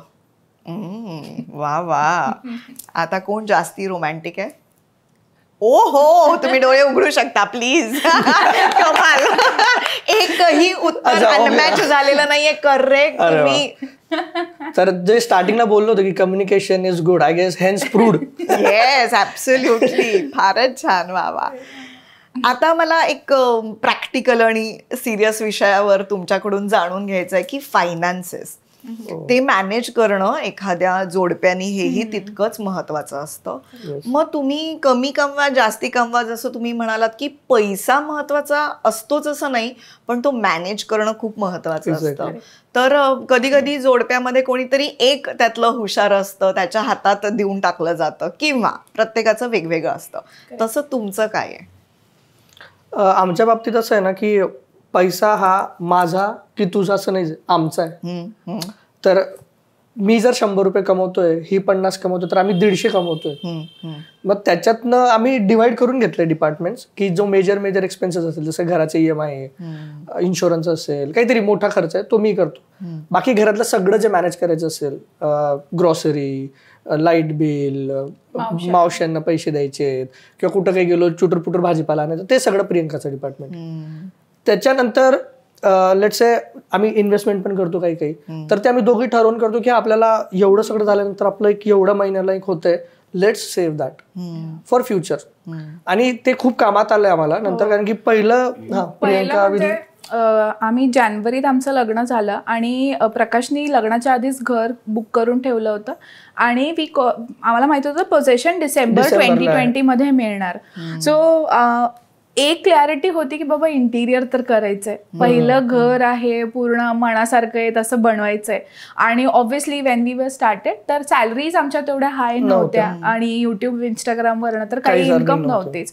पण फॉर्च्युनेटली माझा दादा फायनान्सच्या बाबतीत खूप हुशार होता, त्यांनी माझी जॉब लागल्याच SIP चालू करून दिली होती. सो ती अमाऊंट घर बनवताना खूप कामी आली. सो प्रकाशचे काही इन्व्हेस्टमेंट्स होते, माझे काही इन्व्हेस्टमेंट्स होते आणि that point we both decided. भरपूरशा मुलींचं असं, यार हे तर माझ्या लग्नाच्या आधीची इन्कम आहे, मी कशाला घरात टाकू ना, मी माझ्यावर खर्च करेल, किंवा याला सांगायची काय गरज आहे, माझ्याकडे पैसा आहे. I could have hidden that point ना, की मी SIP भरते किंवा काय, कारण की तो एवढा डीप अँड डिटेल कधी नाही जायचं. बाबा पगार आली का, मग किती आली, मग किती झाली, काहीच कधीच त्याने विचारलेलं नाही मला. पण इंटिरियर करायचं and both of us came together, चिठ्ठी बनवली किती पैसे आहेत आपल्याकडे काय, आणि मग त्या हिशोबाने मनासारखं घर बनवलं, आणि लिटरली ते मनासारखं झालं त्यावेळेस पण. तर असं इनबिल्ड अंडरस्टँडिंग आली होती ती, कारण की याला जास्त नॉलेज आहे फायनान्सच्या बाबतीत घेऊन, आणि माझा हात खर्चिक नाहीये.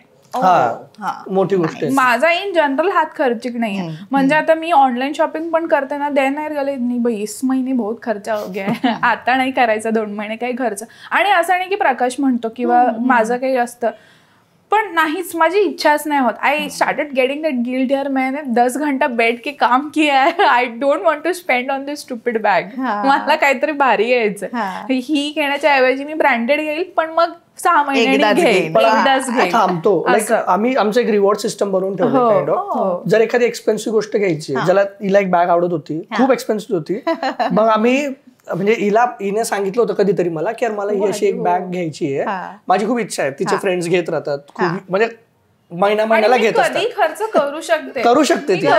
पण मला असं वाटतं की नाही यार, हे कुठे दुसऱ्या चांगल्या गोष्टीला कामी आहे, असं एक माइंडसेट होतं. पण मी याला सहज एकदा बोलता बोलता, तिने बघ किती छान बॅग घेतली आहे, असं मी पण कधीतरी घेणार, असं मी त्याला सहज बोलता बोलता बोलले. मग आम्ही रिवॉर्ड सिस्टम असा ठेवला की हिला जर काही हवं असेल, मी तिच्या बर्थडेला, अॅनिव्हर्सरीला, किंवा आम्ही आमचं काहीतरी ठरवलेलं होतं एखादं गोल आणि ते आम्ही अचीव्ह केलं की मग then we will reward our self, की घ्यायचंय. मग तेव्हा आम्ही न विचार करता एकदम किती असू दे मग घेऊ. पण गरज नसताना किंवा शो ऑफ साठी काही करतो तसं कधीच नाही.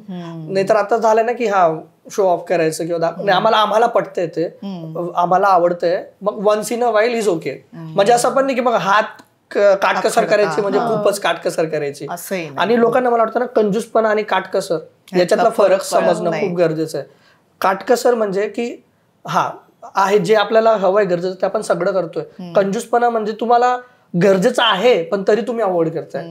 तर थोडा फरक जाणून घ्या. आणि फायनान्सेस मध्ये ना तुम्ही माझा तुझा करूच नका, तर बेटर राहील. आणि स्टार्टिंग मध्ये आणि मला फार वाटायचं ना की यार खूप कंजूस आहे यार, म्हणजे एंगेजमेंट ते लग्नाच्या मध्ये मला फक्त फुलंच आणतोय, मला फक्त चॉकलेटच आणतोय, का मोठं गिफ्टच आणलं कधी. आणि माझ्या फ्रेंड्सला बघतात, त्यांना बॅग्स काय आणि वॉचेस काय आणि हे काय. सो थोडं एक वाटायचं की यार कसं आहे. But now I see my self, show off नाही करते, पण आमच्याकडे 2 घरं आहेत आणि those people are still living in a rented house. आमच्याकडे एक छान गाडी आहे, ती आत्ता पण त्यांच्या आईवडिलांची गाडी यूज करतायत, पण ते फिरायला खूप छान ठिकाणी जात आहेत. त्यांच्याकडे बाकी सगळं. म्हटलं यार दिस इज माय ट्रू हॅपीनेस ना, माझ्याकडे एक छान स्वतःचं म्हणायला घर आहे, ज्याला मी स्वतःसारखं. त्यांना विचार करावा लागते की मी खिळं ठोकू की नाही, म्हटलं यार मी जास्त लकी निघाली. बरं झालं तेव्हा मी टँट्रम्स थ्रो नाही केले की तुम्ही हे काय नाही केलं ते नाही केलं, कारण की त्याचं आता बेनिफिट मला दिसतंय. आणि या बाबतीत मला असं वाटतं काही जणांकडे हाही स्वभाव असतो की तिच्याकडे आहे ना मग मला हवंय, तर तो विचार न करता ज्याची गरज आहे. आणि ही रिवॉर्ड सिस्टीम सुद्धा खूप छान आहे. रिवॉर्ड सिस्टम म्हणजे त्याच्याने तुम्हाला गिल्ट पण राहत नाही की यार आपण काहीतरी मिस आउट करतोय, फोमो नाही होत. आणि मीला नेहमी सांगतो की तुला एखादी गोष्ट घ्यायची ना, आपण त्याच्यासाठी कसून मेहनत करू, खूप मेहनत करू, खूप पैसा कमवा. मी हे ओपनली सांगतो की मेहनत करा, दाबून मेहनत करा, दाबून पैसा कमवा. का नाही कमवायला पाहिजे? आत्ताच वय म्हातारपणी 50-60 झालं, खाटी टेकत तेव्हा अरे यार काश तेव्हा हे केलं असतं, ते केलं असतं, असं झालं असतं. नाही, तुम्हाला काही घ्यायचंय ना, काही जायचंय, काही करायचं. लेट्स आता आम्ही Thailand was our last trip, त्याच्यानंतर आम्ही फॉरेन ट्रिप केलीच नाही. पण त्याचा आम्हाला रिग्रेट नाही, पण वी आर हॅपी की या 5 वर्षात आम्ही बरेचसे चांगले फायनान्शियल डिसिजन घेतले, ज्याच्यामुळे आम्ही थोडं स्टेबलाइज होऊ शकलो. तर ते तसं आहे. आता आमचं असं असेल की नेक्स्ट इयर जायचं आहे ना, मग आपण 6 महिने अजून चांगला मेहनत करू, आपल्या जॉबमध्ये असेल, कंटेंट क्रिएशन मध्ये असेल, मग तो पैसा जमून आपण मन मोकळ्यापणाने त्याला स्पेंड करू. आणि मला कधी पण गिल्ट होतं ना काही घेताना की यार हे नको घ्यायला हवं होतं, काय एवढी गरज नव्हती.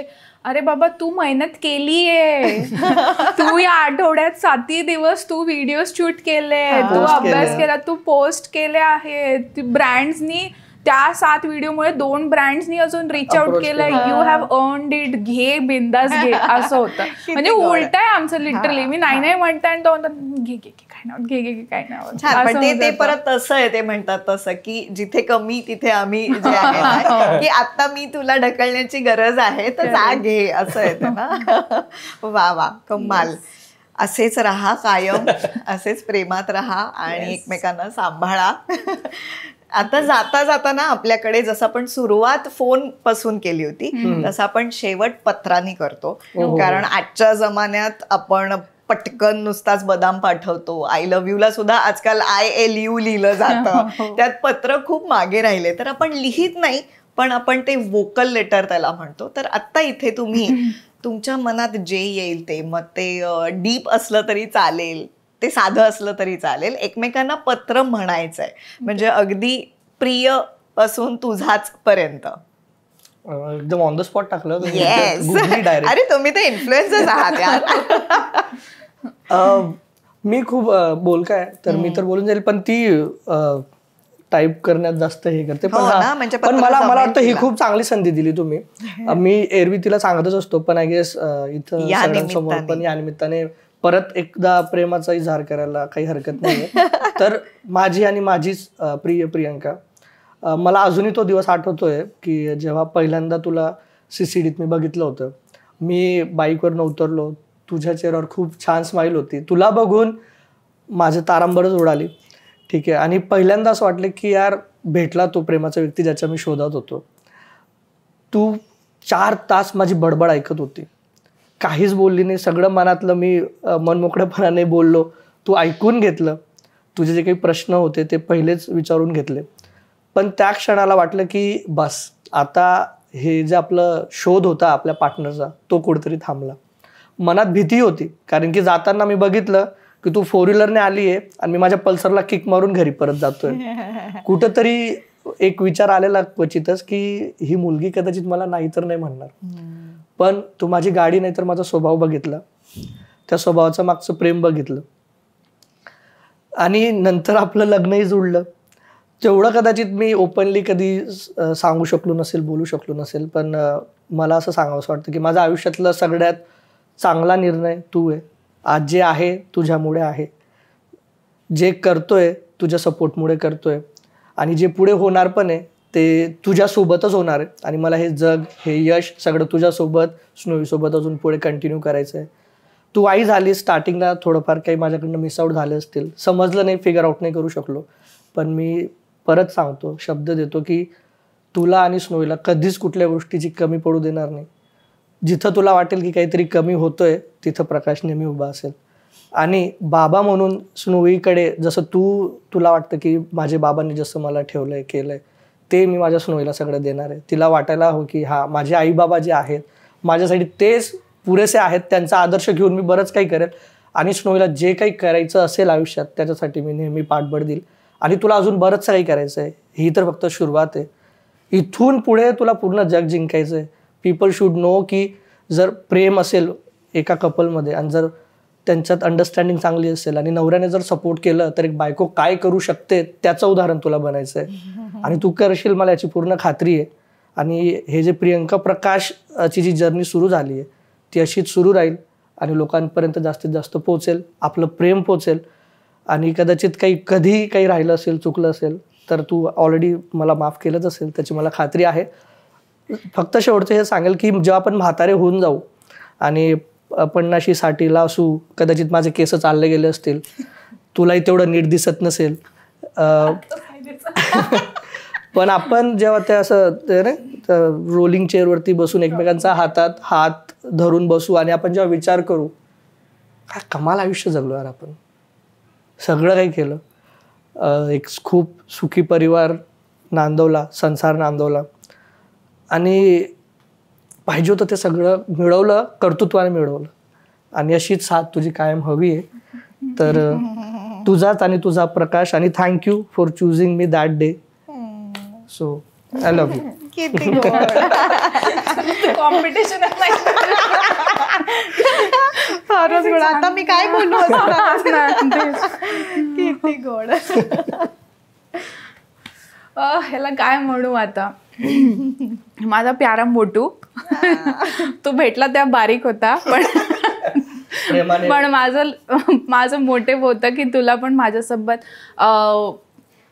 मला आयडिया नव्हती की तू कसा आहेस, पण जे 4 तास तुझ्यासोबत बसून बोलले त्यांनी कळालं की हा यार ओपनली तो इससे बात कर सकते, मन मोकळ्याने तो तुला नक्कीच बोलू शकते. हळूहळू तुझ्यासोबत राहून कळायला लागलं की यार कॉन्फिडन्स काय असतो, बोलता कसं येतं, स्वतःला अंडर एस्टिमेट का नको करायला. तुझ्यामुळे लक्षात आलं की बाबा मी एक चांगली स्त्री कशी होऊ शकते, मी एक चांगली बायको कशी होऊ शकते, मी एक चांगली मुलगी कशी होऊ शकते, हे पण तुला भेटल्यानंतरच कळालं. तुझ्याशी भेटून कळालं की बाबा मी फक्त एक नॉर्मल मुलगी नाही, तर I can do something extra ordinary. आईवडिलांनी भरपूर शिकवलेलं, पण ते शोकेस कसं करायचं आणि पुढे कसं आणायचं आणि दुसऱ्यांना इन्स्पायर कसं करायचं ते पण तुझ्याकडनंच शिकली. स्नोई झाल्यापासून तुझा जो सपोर्ट होता तो 3 पट झालेला आणि तो दररोज वाढतो आहे. तुझ्यामुळे एवढे छान आईवडिलांचा अजून एक सेट मला मिळालेला. सो त्याच्यासाठी पण मी खूप खूप ग्रेटफुल आहे. आणि माझे वडील जेवढे माझ्यासाठी करतात त्याच्याहून 3 पट तू स्नोईसाठी करतोय आणि करणार हे पण मला माहिती आहे. So you are a good father, no doubt in that. Improvement आहेत, but you are an amazing father. तुझ्यासारखा मुलगा असणं आईवडिलांवर खूप मोठी कृपा आहे म्हणता येईल. बिकॉज बघितले आहेत भरपूर उदाहरणं जिथे आईवडिलांना स्पेशली लग्नानंतर रिस्पेक्ट देत नाहीत, पण तू जेवढं करतो तेवढं कोणताही मुलगा करत नाही, किंवा मी बघितलं नाही ॲटलिस्ट. सो सगळे रिलेशन्स कसे मॅनेज करतात हे मी तुझ्याकडनं आत्ताही शिकू नाही शकली. शिकते हळूहळू करेल, पण you have achieved so much more. आणि बस देवाकडे एकच प्रार्थना आहे that I am really grateful. तू मला भेटलास, तू ज्या पण लोकांच्या लाईफमध्ये आला, you have influence really well. तू त्यांना सगळ्यांना मदत करतोस, सगळ्यांची काळजी करतो आणि ती मनातनं न करतो. सो जसा आहे तसाच राहा, and I am really really grateful for that. तुझीच पियू. वा वा वा, खूप छान. केवढं डीप होतं दोघांचं. मी तर ऐकतच राहिलो. ही एवढं बोलत नाही, ही बिलकुल एवढं बोलत नाही की नको कोणाकडे नाही बघायचंय मला. मला वाटतं तुम्ही दोघं जसं एकमेकांबरोबर एकमेकांकडून अनेक गोष्टी शिकताय, तसंच आज आपले अनुरूपचे प्रेक्षक देखील एक जोडपं म्हणून तुमच्याकडून खूप काही शिकून जातील, मला खात्री आहे. आय होप तुम्हाला मजा आली असेल. मला खूप मजा आली. खूप मजा आली. असं वाटलं नाही की फर्स्ट टाइम भेटतो आणि इतकं छान सगळं कन्व्हर्सेशन होईल. It's really amazing. आणि थँक्यू अनुरूप, आम्हाला बोलवलं, ही संधी दिली. आज आपल्या एवढ्या मनसोक्त गप्पा झाल्या त्यानिमित्त द अनुरूप शो कडून तुम्हाला दोघांना. अरे ओ वाव, अरे बापरे, सो नाईस, सो थॉटफुल. किती छान, खूपच छान. खूप खूप सुंदर, किती थॉटफुल आहे. स्टार्टिंगला म्हणजे ते दाखवलं. एकदम थँक्यू सो मच. थँक्यू अनुरूप आणि थँक्यू बोलवल्याबद्दल. येस, वा वा. तुम्ही दोघांचेही मनापासून आभार. तुम्ही दोघंही पुण्याहून मुंबईला आलायत. माझ्या शूटची गडबड असते त्यामुळे आदल्या दिवशी आलायत, तर माझ्याकडनं सुद्धा मनापासून आभार आणि खूप खूप मजा आली. असेच हॅपी राहा. Thank you so much. Thank you so much. Thank you Anurup. Thank you so much. अनुरूपला झाले आहेत 50 वर्ष आणि त्यांनी चालू केलं आहे द अनुरूप शो, ज्यामध्ये वेगळ्या वेगळ्या फील्डची लोक येतात आणि त्यांचा मॅरेज एक्सपिरियन्स शेअर करतात.